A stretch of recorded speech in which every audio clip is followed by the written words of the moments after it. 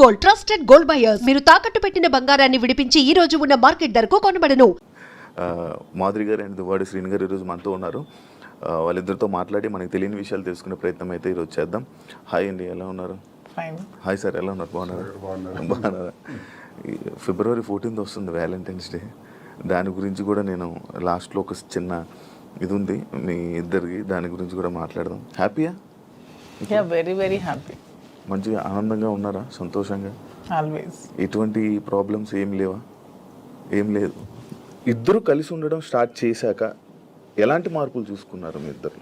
Changes గడిచిన జీవితంలో నేను ఏదైతే కోల్పోయాను అంటే రాజకీయంగా చాలా అగ్రెసివ్గా, ముక్కుసూటిగా ఎంతటి వ్యక్తి గురించి అయినా సరే పదునైన మాటలతో మాట్లాడటం అలవాటు, ప్రజల పక్షాన పోరాటం అలవాటు.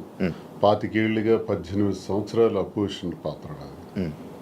అపోజిషన్లో కూడా ఉద్యమాలు, కేసులు, జైళ్ళు, 62 రోజుల పాటు జైలు జీవితం కూడా గడిపాను. ఇన్ని గడిపిన నాకు, ప్రజా జీవితాన్ని గడిపిన నాకు, ఎన్నికల్లో కూడా పోటీ చేసిన నాకు ఇంట్లో మాత్రం కొంచెం ఇబ్బంది ఉండేది మానసికంగా. మానసిక ప్రశాంతత లేదు. ఈర్ష్య, అసూయ, ద్వేషాలు, ఆధిపత్య పోరు మధ్యలో నలిగిపోయేవాడిని. సరే, కుటుంబం కదా, ఇవన్నీ దిగమింగుకోవాలి, భరించాలి అని తగ్గే ఆలోచించేవాడిని. కానీ అది పరిధులు దాటి ఇంటి విషయం బయటికి తీసుకురావటం జరిగింది మా ఇంట్లో. అది కార్యకర్తల వరకు, ప్రజల వరకు, ఆఖరికి అధిష్టానం వరకు, ఆఖరికి నా క్యారెక్టర్ అసాసినేషన్ చేసేంత వరకు. ఇలా వచ్చేటప్పుడు కొన్ని ఒంటరితనాన్ని నేను ఎదుర్కోవాల్సి వచ్చింది. ఇంటికి తాళం వేసేసుకోవడం, ఇబ్బందులు పెట్టేటప్పుడు మేమే రాజకీయాల్లోకి తీసుకొచ్చినటువంటి మా కుటుంబం నుంచి ప్రోత్సహించి మహిళల్లోనూ మంచి గౌరవం ఉన్నటువంటి సర్వీసెస్ ఎన్నో సొసైటీలో చేస్తున్నటువంటి మరి మాధురి లాంటి అమ్మాయి ఉంటే పార్టీకి బలం అవుతుందని తీసుకురావడం జరిగింది.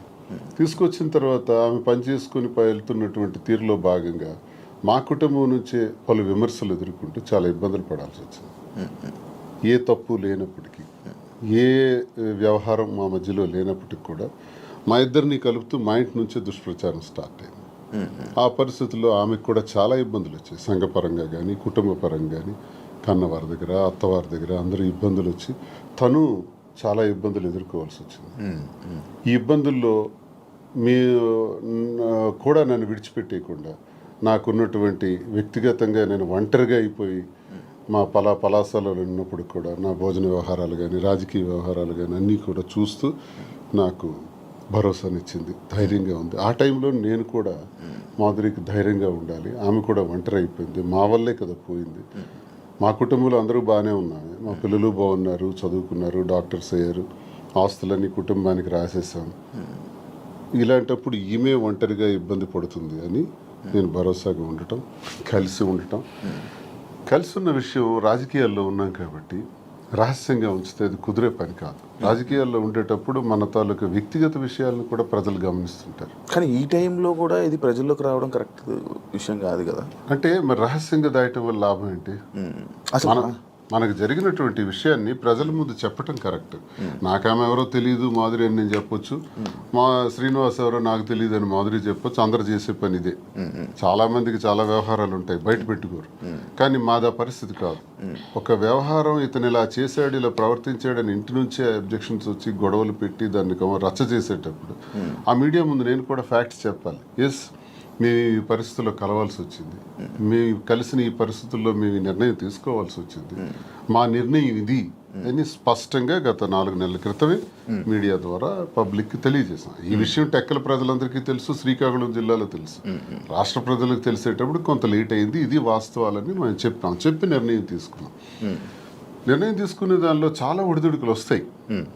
ఆ ఒడిదుడుకులను ఎదుర్కొంటూ ధైర్యంగా, మాకున్నటువంటి బాధ్యతలు కూడా ముఖ్యంగా ఉన్నాయి. పిల్లలు, ఆమెకు నాకు కలిపి 5 పిల్లలు. 5 పిల్లల్ని కూడా జాగ్రత్తగా చూసుకోవాలి. వాళ్ళ జీవితాలని, వాళ్ళ చదువులు, వాళ్ళ ఆర్థిక పరిస్థితులు ఎటువంటి ఇబ్బంది లేకుండా చూడాలన్నది మా మొదటి నిర్ణయం. వాళ్ళకు భరోసాగా ఉండాలని. 2, ప్రజలే ఊపిరిగా, రాజకీయమే ఊపిరిగా బ్రతుకుతున్నటువంటి మాకు మా మీద నమ్ముకున్నటువంటి ప్రజలు, కార్యకర్తలు, అభిమానులు అందరూ ఉన్నారు. వాళ్ళందరినీ కూడా ఒక కంట కనిపెట్టి జాగ్రత్తగా వాళ్ళని చూసుకోవాల్సిన బాధ్యత కూడా మాకుంది. ఈ 2 నిర్ణయాలు తీసుకుని ఈ 2 సమపాళ్లలో చూసుకుంటూ ముందుకెళ్ళాలని మేము నిర్ణయం తీసుకున్నాం. సరే, చాలా హడిల్స్ ఫేస్ చేసాం. Now we are very happy. Actually ఇప్పుడు మీరు చెప్పిన విషయంలో ఇది చూసుకుంటే స్టార్టింగ్ మానసికంగా దానికి ఇంట్లోనే నాకు పీస్ఫుల్ లేకపోవడం వల్ల దీనివల్ల ఈ డిసిషన్ తీసుకోవాల్సి వచ్చింది. అంటే ఈ డిసిషన్ తీసుకున్నారా, లేకపోతే ఇంట్లోనే ఏమైనా అంతా మిమ్మల్ని బాధ పెట్టి ఇబ్బంది పెట్టి అంటే వాళ్ళే కావాలి అని అన్న వెర్షన్ కూడా కొన్ని వీడియోస్లో మనకు కనబడుతుంది. అంటే మిమ్మల్ని కావాలనుకుంటున్నారు, పిల్లలు కానీ లేకపోతే వైఫ్ కానీ కావాలనుకుని అంత ఫైట్ చేసినట్టు మాకు కనిపించింది.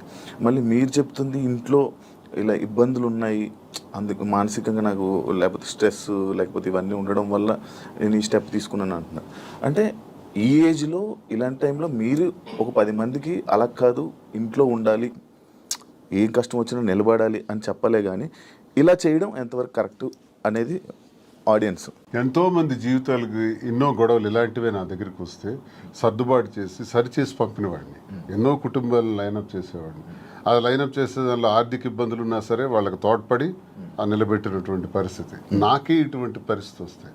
ఇప్పుడు కుటుంబం అన్నాక, వివాహ జీవితం అన్నాక ఎన్నో సమస్యలు వస్తాయండి. ఆ సమస్యలన్నింటిని ఎదుర్కొనే ముందుకు అడుగు వెయ్యాలి. అదే కుటుంబ జీవితం అంటే, అదే వివాహ వ్యవస్థ అంటే. ఇవన్నీ బాగా తెలిసిన వాళ్ళని. కానీ నా పరిస్థితి ఏంటంటే ఆధిపత్య పోరు. ఇప్పుడు ఫర్ ఎగ్జాంపుల్ ఎమ్మెల్యేగా నేను పోటీ చేస్తుంటాను, ఆ టికెట్ నాకు కావాలి. వ్యాపారాల్లో పీక్స్కుంటాను, ఆ వ్యాపారం నా పేరున ఉండాలి. ఇదొక విచిత్రమైన కోణం అనమాట. కుటుంబం గురించి జరిగే చర్చ కాదు, ఆధిపత్యం గురించి జరిగే చర్చ. భర్త అయితే ఏంటి, భార్య అయితే ఏంటి అనుకుంటే గొడవే లేదు. ఉదాహరణకు రాజశేఖర రెడ్డి గారితో నేను అడుగులు వేశాను. విద్యార్థి దశ నుంచి ఆయనతోనే నా జీవితం ప్రారంభమైంది. నాకు జిల్లాకు కూడా పరిచయం చేసిన దువ్వాడ శ్రీనివాసన్ రాజశేఖర రెడ్డి గారు. సార్తో అంత చనువుగా ఉండేవాళ్ళం. పాదయాత్ర గట్టిగా ఆర్గనైజ్ చేశాను. ఆ పాదయాత్రలోనే హరిశ్చంద్రపురంలో నువ్వు పోటీ చేయి ఎర్రన్నాయుడికి వ్యతిరేకంగా నాకు టికెట్ కూడా డిసైడ్ చేసేసాను. చేసినప్పుడు సరేలేని ఇంకా నేను ఆ బిజీలో ఉంటుండగా వాణి తండ్రి రాజశేఖర రెడ్డి గారి దగ్గరికి వెళ్ళి ఆ టికెట్ మాకు ఇవ్వాలి, లేదంటే మేము ఇండిపెండెంట్గా వేస్తాం. అప్పుడు రాజశేఖర రెడ్డి గారు స్టేట్లో నా ఒక్కడికి ఒక బ్లాంక్ బీఫామ్ ఇచ్చారు. నీ పేరు రాసుకుంటావో, నీ వాణి పేరు రాసుకుంటావు, నీ ఇష్టం, కానీ ఏదైనా జరిగితే నిన్నే నేను అడుగుతా, ఎలక్షన్ గురించి నీతోనే మాట్లాడుతూ, you are the in charge of the constituency అన్నారు.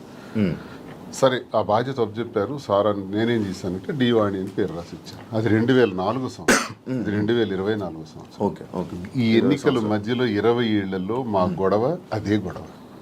ఆ గొడవ వల్ల మాకు మనశ్శాంతి ఉండేది కాదు ఇంట్లోకి అడుగు పెట్టంగానే.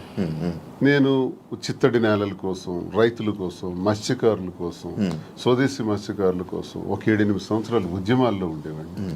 ఆ ఉద్యమాల్లో నా మీద కేసులు, 18 కేసులు, 62 రోజులు జైలు జీవితం, నా మీద ఫైరింగ్ ఆర్డర్స్, ఇదంతా ఒక జీవితం. వీటన్నింటికి కూడా ఇంట్లో నుంచి సపోర్ట్ ఉండేది కదా. జైల్లో ఉండేటప్పుడు కూడా నన్ను పరామర్శించడానికి కూడా వచ్చే పరిస్థితి ఉండేది కాదు. ఇవన్నీ అనుభవించినా నా గుండెల్లోనూ దాచుకున్నాను. లాస్ట్కి మాధురేనే అమ్మ. ఇప్పుడు 28 ఏళ్ల నా జీవితంలో, 25 ఏళ్ల నా రాజకీయ జీవితంలో ఎప్పుడు నా దగ్గరికి మహిళలు రాలేదా? నేను ఎప్పుడైనా ఎవరితోనైనా అసభ్యంగా ప్రవర్తించానా? ఎవరితోనైనా అసభ్యంగా బిహేవ్ చేయలేదు కదా. మరి ఎందుకు ఇప్పుడే వచ్చింది నా మీద? ఎప్పుడు లేనిది ఇప్పుడే ఎందుకు క్రియేట్ చేశారు? కేవలం ఇది రాజకీయంగా వాడుకోవాలి, అంటే నన్ను బదనాం చేయాలి. అంటే మీ ఇద్దరు రిలేషన్ లో ఉన్నారని ఫస్ట్ రూమర్ స్టార్ట్ చేశారా? మీకు లేకపోయినా కూడా తను రాజకీయంగా వచ్చింది, నేను రాజకీయంగా ఉన్నాను. ఓకే, ఇలా వస్తున్న వాళ్ళందరి మీద రూమర్స్ క్రియేట్ చేసేయచ్చా?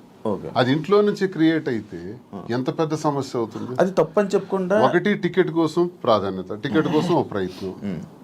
ఈ ప్రయత్నాలు నేను ఎలా తట్టుకోవాలి? పిల్లల్ని అల్లారు ముద్దుగా పెంచి, గుండెల మీద పెంచి ఒక స్థాయికి తీసుకొచ్చి, కుటుంబాని కోసం తలగ్గి, ఆఖరికి టికెటే కదా కావాలి. అధిష్టానాన్ని నేను రిక్వెస్ట్ చేసా, టికెట్ ఆమెకి ఇచ్చేయండి అన్నాను. నేనే తగ్గిపోయాను. అప్పుడు వాణికి అధిష్టానం ద్వారా టికెట్ నేనే ప్రకటింపజేశాను. కానీ మళ్ళీ ఆమె గ్రాఫ్ కోల్పోయిన తర్వాత మళ్ళీ ఆ టికెట్ నాకే రావటం, నేనే పోటీ చేయాల్సిన అవసరం వచ్చింది. సో 100 మెట్లు దిగే నేను ఆమెకు అంగీకరించాను. అప్పటికీ కాంప్రమైజ్ కాలేదే. ఆ తర్వాత తాళం వేసేస్తున్నారు ఇంటికి. ఆ ఇంటికి తాళం వేసేటప్పుడు తలుపులు తన్నుకుని లోపలికి వెళ్ళలేక కాదు, అసలు మనసులో ఏం నడుస్తుంది? టికెట్ కావాలని టికెట్ తీసుకున్నారు, ఇంటికి తాళం వేశారు, సమాజంలో అభాస్పాలు చేశారు. ఇంక నేను ఎలా బ్రతకాలి? కారులో 7-8 రోజులు పడుకున్నాను. ఆఖరికి మా మదర్ దగ్గర వెళ్ళి ఒక ఏడాది కాలం పట్టున్నాను. ఇవన్నీ టెక్కల ప్రజలకు తెలుసు, ఇవన్నీ మీలాంటి వాళ్ళు ఎంతమందికి తెలుసు. ఇన్ని బాధలు పడిన తర్వాత, ఇంటికి తాళం వేసిన తర్వాత, మనసులో నేను ఉండకూడదు, శ్రీనివాస్ నాకు అక్కర్లేదు అనుకునేటప్పుడు నేనేం చేయగలను? అలాంటిది ఎలక్షన్ తర్వాత కూడా ఇంటి మీదకి వచ్చి ఇంటి మీద కూడా గొడవ పెట్టి అక్కడ నేను టెంపరీగా కొట్టుకుని ఇంటి మీద నువ్వు ఇక్కడి నుంచి పోవాలి. కోరికలు ఏంటంటే టెక్కల నుంచి బయటకు పో, ఎక్కడైనా ఉండు, మాధురితో ఉంటావో ఇంకెలా ఉంటావో నాకు అనవసరం, టెక్కల్లో మాత్రం నువ్వు ఉండటానికి వీల్లేదు. ఇలాంటి విచిత్రం. ప్యాంటు షర్ట్ గాడు అంటాం, లుంగీ షర్ట్ గాడు అంటాం, వాడికి ఏముందని చెప్పటం, మేమే తిండి పెట్టి పోషించాం, వాడు ఒక పూర్ ఫ్యామిలీకి చెందినవాడు అంటాం. అవునండి, ప్యాంటు షర్ట్ లుంగీ షర్ట్ గాడు భార్య అంటే వాళ్ళ అమ్మని మా అమ్మని తిట్టడం, మా తమ్ముళ్ళని తిట్టడం, కుటుంబాలని అవమానపరచడం ఎంత భరిస్తాం? మీరు మీడియాలోనే చూసారు ఈ మాటలన్నీ. ఇవన్నీ భరించుకుంటా తల్లిని తిడితే భరించాలి, తమ్ముళ్ళని తిడితే భరించాలి, నన్ను అవమానపరిస్తే భరించాలి. ఇవన్నీ భరించుకుంటానే ఉన్నాను 28 ఏళ్ళు పిల్లల కోసం. కానీ మరి తనది రహస్యంగా ఉంచలే. అది 4 walls మధ్య సెటిల్ అయ్యింటే నిజంగా ఆ అభిమానంతో భర్తే కావాలని తను అనుకుంటే మాధురి ఇంట్లో ఉండేవారు, నేను నా ఇంట్లో ఉండేవాడిని. కథ ఇంతవరకు వచ్చి ఉండేది కాదు. పరిస్థితులు, ప్రభావాలే మమ్మల్ని ఇంతవరకు తీసుకొచ్చిన ఈ పరిస్థితుల్ని మనం రహస్యంగా ఉంచుకోకూడదు, ప్రజలకు చెప్పాలి. ప్రజలకు వాస్తవాలను తెలియజేస్తే వాస్తవాల ద్వారా వాళ్ళు మంచి చెడులను గ్రహించి ప్రజలే దేవుళ్ళని నమ్మిన నేను ప్రజలకు ఇవి నేను తెలియజేస్తే వాళ్ళే మనకు అగ్రభాగాన్ని కూర్చోబెట్టగలరు, లేదా అధోపాతాళానికి తొక్కేయగలరు. ప్రజలకు ఆ శక్తి ఉంది. కాబట్టి ప్రజలకే చెప్తే నాకు న్యాయం జరుగుతుందని నేను నమ్మి ప్రజలకు మేమిద్దరం కూడా వాస్తవాలు తెలియజేస్తాం. ప్రజలు మా పరిస్థితికి ఇలా ఉండడానికి మా ఈ పరిస్థితులు, ప్రభావాలే కారణం. ఆ కారణం నేను ఒంటరి, తను ఒంటరి, రోడ్డు మీద నిలబడాల్సిన పరిస్థితులు వచ్చేటప్పుడు ఒకరికొకరు భరోసాగా నిలబడ్డాం. ఆ భరోసా ప్రేమగా మారింది. ఓకే, మీరు అప్పటికి ఒంటరిగా ఉండేవాళ్ళ, మీ హస్బెండ్ గారు ఉండేవాళ్ళ విన్నాను? లేదు, పాలిటిక్స్కి వచ్చిన తర్వాత కొద్ది రోజుల తర్వాత ఏవి డిస్టర్బెన్సెస్ వల్ల నేను కొంచెం ఒంటరిగా ఉండడం జరిగింది. ఓకే, ఈయన గురించి ఒంటరిగా ఉండడం స్టార్ట్ చేశారు, లేకపోతే లేదు ఆవిడ వలన నేను నా ఫ్యామిలీకి దూరమే ఒంటరిగా ఉండటం జరిగింది. మీ ఎక్స్ హస్బెండ్తో నేను ప్రాబ్లమ్స్ ఏం లేవా మీకు? ప్రాబ్లమ్స్ అంటూ పెద్దగా లేవు, కానీ డిస్టర్బెన్సెస్ అంటూ ఉన్నాయి. అంటే తను ఎప్పుడు ఫారెన్లోనే ఉంటారు, తను ఎప్పుడు ఇండియాకి రావడానికి ఇష్టపడేవారు కాదు. నాకు ఫారెన్కి వెళ్ళడం ఇష్టం లేదు, నాకు ఎప్పుడు ఇండియాలో ఉండటం ఇష్టం. సో మేము ఎంత రిక్వెస్ట్ చేసినా వచ్చేవాళ్ళు కాదు. ఫ్యామిలీకి ప్రిఫరెన్స్ కంటే తను ఎక్కువ మనీకి ప్రిఫరెన్స్ ఇచ్చేవాళ్ళు. మేము చాలాసార్లు అడిగాం, ఇలా నాకు లోన్లీగా ఉండడం ఇష్టం లేదు, మీరు వచ్చి ఫ్యామిలీతోనే ఉండండి అని. తను ఒప్పుకునే వాళ్ళు కాదు. సో అలా మా మధ్యన డిస్టర్బెన్సెస్ పెరిగాయి. వాని వల్ల ఇంకొంచెం పెరిగి ఇంక సెపరేట్ అవుదామని నిర్ణయించుకున్నాం. ఓకే, మీ ఇద్దరు కలవడానికి రీజన్ ఎవరు, అసలు ముఖ్య కారణం ఎవరు? అంటే మీ ఇద్దరు పరిస్థితులు ప్రభావాలు అవసరం. పరిస్థితులు ప్రేమ కాదా? ప్రేమ కూడా పరిస్థితుల వల్ల మేము కలిసిన తర్వాత మా మధ్యలో ప్రేమ మొదలైంది. ఓకే, ఆ ప్రేమ కోస్తా ఎక్కువైంది. పలాసలో నేను ఉండేటప్పుడు ఎలా పోతే నాకెందుకు, నా కుటుంబ రాజకీయాల్లో తీసుకెళ్లి నన్ను స్పాయిల్ చేశారు, నా క్యారెక్టర్ అసాసినేషన్ చేశారని వాళ్ళ ఇంట్లో తను ఉండిపోవచ్చు, లేకపోతే తను నిర్ణయం తీసుకోవచ్చు. అవును, ఇంకా నన్ను పాపం ఒంటరిని చేస్తారు, ఆయన వెళ్ళి పలాసలో ఉన్నాడు, ఎలా భోజనం చేస్తున్నాడు, ఎక్కడికి వెళ్తున్నాడు, ఆయన కార్లు ఏంటి, ఆయన మనుషులు ఏంటి, ఆయన ఎక్కడ ఉండాలి, ఇవన్నీ చూడవలసిన అవసరం తనకేంటి? ఏంటి అవసరం? నాకేమైనా ఆస్తులు ఉన్నాయా, అంతస్తులు ఉన్నాయా, లేదా పవర్ ఉందా, లేకపోతే ఏముందని చెయ్యాలి.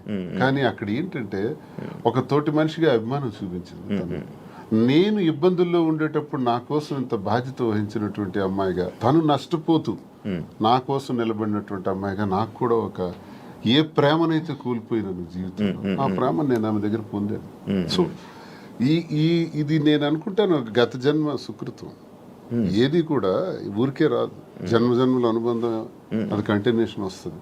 గత జన్మలో అక్కడ తాగింది, ఇప్పుడు ఇక్కడతో కంటిన్యూ అవుతుంది. అంటే మీరు గత జన్మలో కూడా మనిషిగా వచ్చారంటారా? ఇప్పుడు 2 ఉంటాయి సార్. కృష్ణ పరమాత్ముడు చెప్పినట్టు కర్మ సిద్ధాంతం ఒకటి ఉంటుంది, ABCD గత జన్మలో నేర్చుకున్నాం అనుకోండి, EFGHL ఎక్కడి నుంచి స్టార్ట్ చేస్తాం. అంటే ఈ నుంచి ఎలా స్టార్ట్ చేస్తామంటే ABCD గత జన్మలో నేర్చుకున్నటువంటి ఆ కంటిన్యూషన్ అనేది ఈ జన్మకు ఉంటుంది అన్నది ఖచ్చితంగా గత జన్మ సుకృతాలు, గత జన్మ వ్యవహారాలే ఈ జన్మ కొనసాగింపుగా ఉంటాయని కృష్ణ పరమాత్ముడు చెప్పింది, గీతలో కూడా చెప్పినటువంటిదే. అది ఒకవైపు నమ్మితే అది నిజం. నేను కర్మ సిద్ధాంతాన్ని నమ్ముతాను కాబట్టి అది నిజం. లేదు సైంటిఫిక్గా వెళ్ళామనుకోండి, ఇట్స్ ఎ కెమికల్ రియాక్షన్. రసాయనిక చర్య, మనిషికి మధ్యన జరిగినటువంటి ఆలోచనలు, కలయికలు, ఆ పరిస్థితుల ప్రభావాలు బట్టి ఒక మనిషి మీద ఒక మనిషికి ఆకర్షణ, కోపము, వ్యతిరేకత, రకరకాల భావాలు ఎందుకు కలుగుతాయంటే రసాయనిక చర్యల వల్లే కలుగుతాయి. అలా అని కూడా అనుకోవచ్చు, సైన్స్ ఎప్పుడైనా కలగొచ్చు అంటారా? కలగచ్చు. అంతే. ఏ మనిషి ఎప్పుడు ఎలా మారుతారో, ఎప్పుడు శత్రువులు అవుతారో, ఎప్పుడు మిత్రులు అవుతారో, ఎప్పుడు ఏ రకంగా మారుతాం అనేది ఇదంతా మనిషికి మధ్యన ఉండేది కెమికల్ బ్యాలెన్స్. అది ఇంబ్యాలెన్స్ అయితే ఇంకో రకంగా మారుతాం, వైలెంట్ గా మారుతాం. సైన్స్ ప్రకారం లేదు, కర్మ సిద్ధాంతం ప్రకారం వెళ్తే గత జన్మ సుకృతం. ఏదనుకున్నా మాది కెమిస్ట్రీ పరంగా చూసుకుంటే, సైన్స్ ప్రకారం చూసుకుంటే రసాయనిక చర్య, లేదు కర్మ సిద్ధాంతం ప్రకారం చూసుకుంటే గత జన్మ సుకృతం. ఓకే మాధురి గారు, మీరు ఇద్దరు కలిసి ఉండడం స్టార్ట్ చేశాక మీలో ఉన్న మార్పులు ఏం చూసారు మీరు మీ జర్నీ? అంటే ఏ ఒంటరితనంతో నేను బాధపడ్డానో, ఏ ప్రేమ తక్కువై నేను సఫర్ అయ్యాను. మీకు కూడా ప్రేమ తక్కువైంది ఇంట్లో? మరి ఇద్దరు వేరేగా, ఒకళ్ళు ఫారెన్ లో ఒకళ్ళు ఇండియాలో ఉంటే ప్రేమ తక్కువ ఉంటుంది. వైఫ్ అండ్ హస్బెండ్ అంటే దగ్గరగా ఉంటాయి కదా బాండ్ అనేది. అంటే లాంగ్ డిస్టెన్స్ లవ్ స్టోరీస్ అని ఇప్పుడు రీసెంట్ గా నాకు అలాంటివి నచ్చవు. కొంతమంది ఒక్కొక్క స్టోరీస్ నచ్చుతారు. మీకు లాంగ్ డిస్టెన్స్ స్టోరీస్ నచ్చవు. స్టోరీ లేదు. నాకు మాత్రం నా పక్కనే హస్బెండ్ ఉండాలనే ఫీలింగ్ తో ఉన్న అమ్మాయి నేనైతే మొదటి నుంచి ఉన్నాను.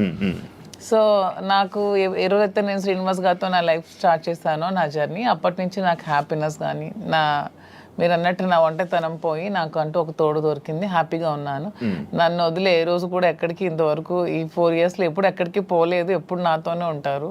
ఎక్కడికి వెళ్ళినా ఇద్దరం కలిసే ట్రావెల్ చేస్తాం. ఏ పనైనా ఇద్దరం కలిసే చేస్తాం. ఈవెన్ ఎలక్షన్ క్యాంపెయిన్ కానీ ఎక్కడికి వెళ్ళాలని అన్ని ఇద్దరం కలిసే చేస్తాం. నాకు చాలా హ్యాపీగా ఉంది. నేను కోరుకున్న జీవితం నాకు దొరికినట్టు అనిపిస్తుంది. మీ ఇద్దరి మధ్యన హ్యాపీగా ఉండొచ్చు, కానీ సొసైటీ కానీ, లేకపోతే మిమ్మల్ని నమ్మి ఓట్లు వేయడానికి కానీ, లేకపోతే ఎవరైతే జనాలు ఉన్నారో వాళ్ళ మాటలను మీరు పట్టించుకుంటారా? సొసైటీకి మా వల్ల వచ్చిన ఇబ్బంది ఏంటి నాకు అర్థం కాదు. అంటే మీరు ఏం చూపిద్దామని అనుకుంటున్నారు? ఏం చూపిద్దాం? ఒక హస్బెండ్ తో డిఫరెంట్ ఒక అమ్మాయి, ఒక వైఫ్ తో డిఫరెంట్ అబ్బాయి కలిసి ఇంకొక పెళ్లి చేసుకుంటున్నాం. దానికి ఇంకేం చూపించాలనుకుంటున్నారు ఎవరైనా? దీంట్లో ఏం చూపిద్దాం అని మీరు అనుకుంటున్నారు? ఎందుకు మీరందరికీ మీకు ఇది నెగిటివ్ కనిపిస్తుంది? నాకు నా హస్బెండ్ తో డిఫరెన్సెస్ ఉన్నాయి, ఇతనికి ఈమె వైఫ్ తో డిఫరెన్సెస్ ఉన్నాయి. సో మా ఇద్దరం కలిపి ఒకటే అయ్యాం. దానిలో తప్పే ఉంది. ఎంతమంది సెకండ్ మ్యారేజ్ చేసుకోవట్లేదు, 3 4 పెళ్లిళ్ళు చేసుకుంటున్నారు. మేము 2వ పెళ్లి చేసుకున్నాం. దీంట్లో ఎందుకు అంత చెప్పకుండా చేసుకుంటున్నారు? 3 పెళ్లిళ్ళు 4 పెళ్లిళ్ళు చేసుకుంటున్నారు. పెళ్లిలో ఒక ప్రెగ్నెంట్లు చేస్తున్నారు, పిల్లల్ని కనేస్తున్నారు, వదిలేస్తున్నారు, వీధిని పడేస్తున్నారు. మేము అవేమీ చేయలేదు. మాకు డిఫరెన్సెస్ ఉన్నాయి, వీళ్ళకి డిఫరెన్స్ ఉన్నాయి. మా పబ్లిక్ చెప్పాం, మా ప్రజలకు చెప్పాం, మా ప్రజలకు చెప్పే మేము మొన్న ఎలక్షన్ చేసాం. ఎలక్షన్ లో నేనే దగ్గరుండి చేశాను. వాళ్ళకి అన్ని నా గురించి తెలుసు. మా ఇద్దరిని దగ్గరుండి చేసాం. మా పిల్లల్ని చూసుకున్నాం, వీళ్ళ పిల్లలు పెళ్లి చేస్తారు, వీళ్ళ పిల్లలు సెటిల్మెంట్లు చదివించుకున్నాం. మేము గాలికి వదిలేదు కుటుంబాలకి. వీళ్ళ కుటుంబానికి ఆస్తి మొత్తం ఇచ్చేస్తున్నాడు, రోడ్డు మీదకి వచ్చారు. నేను నా తల్లిదండ్రుల ఆస్తితో నేను ఉన్నాను. నేను హస్బెండ్ నుంచి ఇంతవరకు నేను 1 రూపాయి కూడా నేను తీసుకోలేదు ఇంతవరకు. నేను నా పిల్లలకి కానీ నాకు కానీ, నా పేరెంట్ నాకు ఏమైతే నాకు ఆస్తి నాకు వచ్చిందో ఆ యాన్సిస్ట్రల్ ప్రాపర్టీస్ మాత్రమే నేను నాకుతో పెట్టుకున్నాను. ఎవరికి మేము ఏం బాధ పట్టుకున్నా, ఎవరికి ఎందుకు మేమేం దీనివల్ల ఎవరై సఫర్ అయ్యేది ఏముంది? తిరిగి పైగా మా కార్యకర్తలు, మా ప్రజలు మీరు వచ్చి మైక్ పెట్టండి, చాలా చాలా హ్యాపీగా ఉన్నారు. ఎందుకంటే శ్రీనివాస్ గారి ఇంటికి వెళ్ళినప్పుడు ఏదైతే వాళ్ళకి లోటు ఉండేదో, అంటే వాణి సరిగ్గా చూసుకునేది కాదు, ఈవెన్ మంచినీళ్ళు కూడా ఇచ్చేది కాదు. హస్బెండ్కే చూడదు ఆమె, ప్రజలకి ఏం చూస్తుంది. ఇప్పుడు అదేమీ లేదు. నేను ప్రతి ఒక్క కార్యకర్తకి బాగా చూసుకుంటానని వాళ్ళకి నమ్మకం కలిగి నా దగ్గర రావడం స్టార్ట్ చేశారు. నాతో ట్రావెల్ చేస్తున్నారు, నన్ను అభిమానిస్తున్నారు, ఆదరిస్తున్నారు, నన్ను అమ్మలాగా చూసుకుంటున్నారు అందరూ కూడా. ఇప్పుడు 22లో ఈ గొడవ స్టార్ట్ అయింది. 24లో నేను ఎమ్మెల్యే పోటీ చేశాను. నా మీద పోటీ చేసి గెలిచినటువంటి అచ్చెన్నాయుడు రాష్ట్ర తెలుగుదేశం పార్టీ అధ్యక్షుడు ఎన్నికల ముందు ఏం చెప్పాడు? రాష్ట్రంలో హైయెస్ట్ మెజారిటీ నాదే, అబౌట్ 70,000 ఓట్స్ అన్నాడు. నిజానికి కూటమి ప్రభుత్వంలో ఎవడు నామినేషన్ వేసినా 40,000, 50,000, 60,000తో గెలిచారు. మా జిల్లాలోనే 4 ఎమ్మెల్యేలు కొత్తోళ్ళు, మొక్కం తెలియనోళ్ళు కూడా, ధర్మాన ప్రసాద్ లాంటి వ్యక్తి మీద కూడా 3 రోజుల ముందు వచ్చి నామినేషన్ వేసి 54,000 మెజార్టీతో గెలిచాడు. మరి అచ్చెన్నాయుడు ఎంతో గెలవాలి? కనీసం 70తో గెలవాలి కదా. 30, నా 73,000 ఓట్లు. ఇవన్నీ తెలిసి ప్రజలు నాకెందుకు ఇంకా నైతికంగా బలంగానే ఉంచారు. నైతికంగా అచ్చెన్నాయుడు ఓడిపోయినట్టే. కిందోళ్ళందరికి ఒక్క 15 రోజుల ముందు వచ్చిన వాళ్ళందరికి కూడా 40,000, 50,000 మెజారిటీలు వచ్చి, నీకేం 30,000? అంటే ప్రజలే 1,000 వ్యతిరేకించుంటే అచ్చెన్నాయుడికి 70,000 రావాలి కదా. ఇంత వేవ్లో కూడా అచ్చెన్నాయుడు అతి తక్కువ ఓట్ల తేడాతో గెలిచాడు కదా. సో నేను గతసారి ఎంపీకి పోయినా 3,100 తేడా నాది. వాళ్ళకి మాకు ఎప్పుడు వెరీ లెస్ మార్జిన్, 3,000 3,500. సో మాకు ప్రజలు బుద్ధి చెప్పాలంటే ఓట్లతోనే చెప్పేవాళ్ళు కదా. వీడు ఇలాంటోడు సంఘ వ్యతిరేకమైన పని చేసాడు, కొట్టండి అనుకుంటే నాకు 20-30 వేల ఓట్లకి తగ్గి కుదించేసి ఆయనకు 1,00,000 మెజారిటీ ఇవ్వచ్చు. అది జరగల ఇంత వేవ్ లో కూడా. అదే మాకు ప్రజల్లో. ఆయన పర్సనల్ లైఫ్ ని ప్రైవేట్ లైఫ్ కి ఏంటి సంబంధం అండి? ఇది మా ఫ్యామిలీస్ మధ్యలో ఉన్న డిస్టర్బెన్సెస్ తో మేము ఒకటే. పర్సనల్ లైఫ్ ప్రైవేట్ రహస్యంగా ఉంటూ అబద్ధాలు ఎవడైతే ఆడతాడో వాడు దొంగ. పర్సనల్ లైఫ్ ను ఓపెన్ గా తెరచిన పుస్తకంలో జనం ముందు చెప్పేస్తే దొంగలు ఎలా అవుతాం? వాస్తవం చెప్పిన వాళ్ళు అవుతాం. ప్రజలే గుర్తించారు, ప్రజలే గౌరవిస్తున్నారు. ఈ రోజు మాకున్న గౌరవం పెరిగింది సమాజంలో. ప్రతి ఒక్కళ్ళు ఎక్కడ చూసినా సార్ ఒక సెల్ఫీ అంటారు. కార్లను ఓవర్టేక్ చేసుకుని స్పీడ్ గా వచ్చి ఫోటో కావాలని అడుగుతున్నారు. డాక్టర్స్, ఇంజనీర్లు, పెద్ద పెద్ద ఎంప్లాయీస్, ఉన్నత స్థాయి వాళ్ళు, పోలీస్ ఆఫీసర్స్, పెద్ద పెద్దోళ్ళు కూడా. ఒక పెద్ద ఆఫీసర్ అయితే మొన్న చేయి తీసుకొని గుండె మీదలో పెట్టుకొని పెద్దగా ఊపిరి తీసాడు. ఏం సార్ ఏంటి అంత ఎమోషన్ అవుతున్నారు ఏంటంటే, మీరంటే నాకు ఇష్టం సార్. ఆయన ఏం అర్థం చేసుకున్నారు? పెద్ద ఆఫీసర్. ఇంకా చాలా మంది పేర్లు చెప్పకూడదు. వాళ్ళు ఏం అర్థం చేసుకున్నారు? ప్రతి ఒక్క జీవితంలో కూడా కథ ఉంది. ఆ కథ చాలా మంది చెప్పలేక భరిస్తున్నారు. మేము చెప్తాం. ఇప్పుడు మీరు ఇన్స్పిరేషన్ అంటారు, చాలా మందికి ఇన్స్పిరేషన్. ఆవేశం ఎలా వస్తుంది? వాళ్ళ కళ్ళల్లో ఆర్ద్రత ఎలా వచ్చింది? ఆ సంతోషం ఎలా వచ్చింది? 1,600 ఉన్నటువంటి యూట్యూబ్ మా ఫాలోవర్స్ ఈ రోజు 1,00,000 దాటారు. 1,45,00,000 వ్యూవర్షిప్ ఎలా వచ్చింది? ఇదంతా ఎక్కడి నుంచి వచ్చింది? అభిమానంతో వస్తుంది. అభిమానమా కాంట్రవర్సీ అంటారు? కాంట్రవర్సీ ఎందుకు రావాలంత? ఫాలో అప్ చేయాలి. న్యూస్ కదా, లేటెస్ట్ న్యూస్ కదా, లేటెస్ట్ రెండు ఉంటాయి. ప్రతి ఒక్కరికి రెండు ఉంటాయండి. ఎవరికైనా సరే 2 కోణాలు ఉంటాయి. ఏ మనిషికైనా సరే విమర్శలు ఉంటాయి, పొగడ్తలు ఉంటాయి, రెండు ఉంటాయి. అవన్నీ బ్యాలెన్స్ చేసుకుని వెళ్తేనే జీవితం. రావణుడిని మెచ్చింది ప్రజలే, రాముడిని మెచ్చింది ప్రజలే. రెండు ప్రజలే. మీకు రావణుడు ఇష్టం ఉండొచ్చు, నాకు రావణాసుడు అంటే ఇష్టం. ఎవరి లైఫ్ స్టైల్ వాళ్ళది. నాకు రావణాసుడు హీరో, నేను హీరోగా చూస్తాను. సార్ రాముడు అంటే హీరో. అది ఎవరి ఇష్టం వాళ్ళది. ఆయన ఎలా చూస్తున్నారు? రావుడు అనుకుంటున్నారు, రావణాసుడు. నేను డిఎస్ఏ అనుకున్నాను. డిఎస్కి ఒక బ్రాండ్ ఉంది, దువ్వాడ శ్రీనివాస్ అంటే ఒక బ్రాండ్. ఎవరితో కంపేర్ చేయను. ఈ స్పెషల్ అంటే. సార్ మీ బిజినెస్ అన్ని వదిలేసారా? వదిలేదు, అన్ని లాగేసుకున్నారు. మేమేం బిజినెస్ లో వదిలేదు. మైన్స్ కంపెనీ ఎప్పుడు మైన్స్ ప్రపంచ స్థాయిలో కూడా ఐకాన్ బ్రౌన్ గ్రానైట్ ఓనర్ గా మంచి పేరు ప్రఖ్యాతులు సంపాదించాం. మైన్స్ లో బాగా పీక్స్ కి వెళ్ళాను. ఈ గవర్నమెంట్ ఉంటే ఒకలాగా, లేకపోతే రిజల్ట్ రోజు ఈవినింగ్ లాగేసుకున్నాం. 4వ తారీఖు ఎన్నికల ఫలితాలు వచ్చాయంటే ఆ సాయంత్రం కల్లా నా మైనా ఒక్కసారి కొట్టి పంపించేశారు. ఈ రోజు వరకు పర్మిట్స్ ఇవ్వట్లా. 61 కోట్లు లాస్ సడన్ గా గవర్నమెంట్ రావటం వల్ల, కూటమి ప్రభుత్వంలో అచ్చెన్నాయుడు వీళ్ళు టార్గెట్ పెట్టారు. సరే ఇవన్నీ చేస్తుంటారు వాళ్ళు, భరిస్తారు. శ్రీను గారు అంత మైనింగ్ కంపెనీలు అలాంటి పెద్ద పెద్ద బిజినెస్లు చేసిన మీరు రీసెంట్గా చీరలు బిజినెస్లోకి తీసుకొచ్చేసారని చెప్పి కామెంట్స్ కామెంట్స్. దానికి బిజినెస్, సారీస్ బిజినెస్ కాదా? ఏదైనా బిజినెస్ ఏనండి. దానిలో కామెంట్ చేయడానికి ఏముంది? ఇప్పుడు శ్రీనివాస్ గారు ఎప్పుడు మైన్స్ బిజినెస్, తను ఫస్ట్ నుంచి కూడా. పర్లాకెమ్మిడిలో వరల్డ్ ఫేమస్ మెటీరియల్ తను అక్కడ ఉంది. పర్లాకెమ్మిడిలో తను క్వారీ చేశారు. ఆ క్వారీని కూడా ఇలా లిటిగేషన్స్ పెట్టి కేసులు పెట్టేసి ఇతను ఓడిపోగానే వాళ్ళ పార్టీ రాగానే టీడీపీ హయాంలో క్లోజ్ చేసేసారు. దాన్ని నిలదక్కుని పాపం మళ్ళీ కొత్తగా టెక్కల్లో స్టార్ట్ చేశారు. దాన్ని కూడా మొన్న రిజల్ట్ రోజు ఈవినింగే మొత్తం కూల్ చేశారు. కోర్టులో కాంట్రాక్ట్స్ వర్క్స్ చేశాం మేమిద్దరం. దాన్ని ఆపేశారు. సో ఇంకేం చేయాలి? నాకు ముందు నుంచి కూడా ఈ శారీస్ విషయంలో నాకు ఒక ప్యాషన్ ఉంది. నాకు ఒక ఫ్యాషన్ మీద ఒక ప్యాషన్తో, ఇంట్రెస్ట్తో నాకు ఈ శారీస్ స్టోర్ పెట్టాలని ఎప్పటి నుంచో ఆలోచన ఉంది. దట్టు ఈ శారీస్ బిజినెస్ ఏంటి, పాలిటిక్స్ కి సంబంధం లేకుండా ఉండే బిజినెస్, పీపుల్ కి, మాకు పబ్లిక్ కి, మాకు రిలేటెడ్ గా ఉండే బిజినెస్ అనేది ఈ శారీస్ బిజినెస్. ఎందుకంటే మేము పబ్లిక్ ఎంత ఫెయిర్ గా ఉంటే వాళ్ళు నచ్చితే మా దగ్గరికి వస్తారు, కొనుక్కుంటారు, వెళ్తారు. సో దీనిలో పొలిటికల్ ఇంటర్ఫీరెన్స్ అంటూ ఏమీ ఉండదు. సో అందుకని నేను శ్రీనివాస్ గారికి ఇంతవరకు మనం మైండ్స్ ఇవన్నీ చేసి ఎప్పుడు కోల్పోతున్నా ఉన్నాం, ఎప్పుడు కూడా నిలదొక్కుకోలేదు. ఈ 4 years లో కూడా 30-40 crores వరకు పెట్టాం, లాస్ అయిపోయాం. మళ్ళీ ఇదే స్టార్ట్ చేసాం. మళ్ళీ నెక్స్ట్ టైం పార్టీ వస్తుందో రాదో, మళ్ళీ ఏమవుతుంది, పొలిటికల్గా ఇబ్బంది పడుతున్నాం. కాబట్టి ఇదన్నిటికీ డిఫరెంట్గా మనం తెలంగాణ అంటే ముందు నుంచి శ్రీనివాస్ గారికి నాకు హైదరాబాద్ మా ఫేవరెట్ ప్లేస్ మా ఇద్దరికి కూడా. హైదరాబాద్ ప్రజలు కూడా చాలా మంచి మనసున్న మనుషులు, ఎవరు వచ్చినా ఆదరిస్తారు, బ్రతకడానికి బ్రతుకు తెరునిస్తుంది హైదరాబాద్. అదొక చాలా పెద్ద ప్రపంచం హైదరాబాద్ అనేది, చాలా మందికి లైఫ్ ఇస్తుంది. సో ఈ ప్లేస్ ని మనం చూస్ చేసుకుందాం. వెన్ కంపేర్ టు నాకున్న ఫ్యాన్ ఫాలోయింగ్ లో ఒక 10% ఆంధ్రాలో ఉంటే 90% నాకు హైదరాబాద్ లోనే ఉన్నారు. అంత మంచిగా నన్ను ఆదరిస్తున్నారు. సో మనం ఫస్ట్ బిజినెస్ హైదరాబాద్ లో స్టార్ట్ చేద్దాం. నాకు ఇంట్రెస్ట్ ఉంది, మీరు కొంచెం సపోర్ట్ చేయండి. అపార్ట్ ఫ్రమ్ యువర్ పాలిటిక్స్ నా కోసం ఒక 10% టైం మీరు కేటాయించి బ్యాక్ ఎండ్ లో ఉంటూ నాకు సపోర్ట్ చేయండి అని చెప్పాను. చెప్పగానే శ్రీనివాస్ గారు కూడా దీనికోసం మేము 5-6 months నుంచి దీని మీద మేము వర్కౌట్ చేసాం. కొన్ని షాప్స్ కి తిరిగాం. వీవర్స్ ప్రైస్ కంటే కూడా వీళ్ళు ఎక్కువ ప్రైస్ కి అమ్ముతున్నారు షాప్స్, రిటైలర్స్.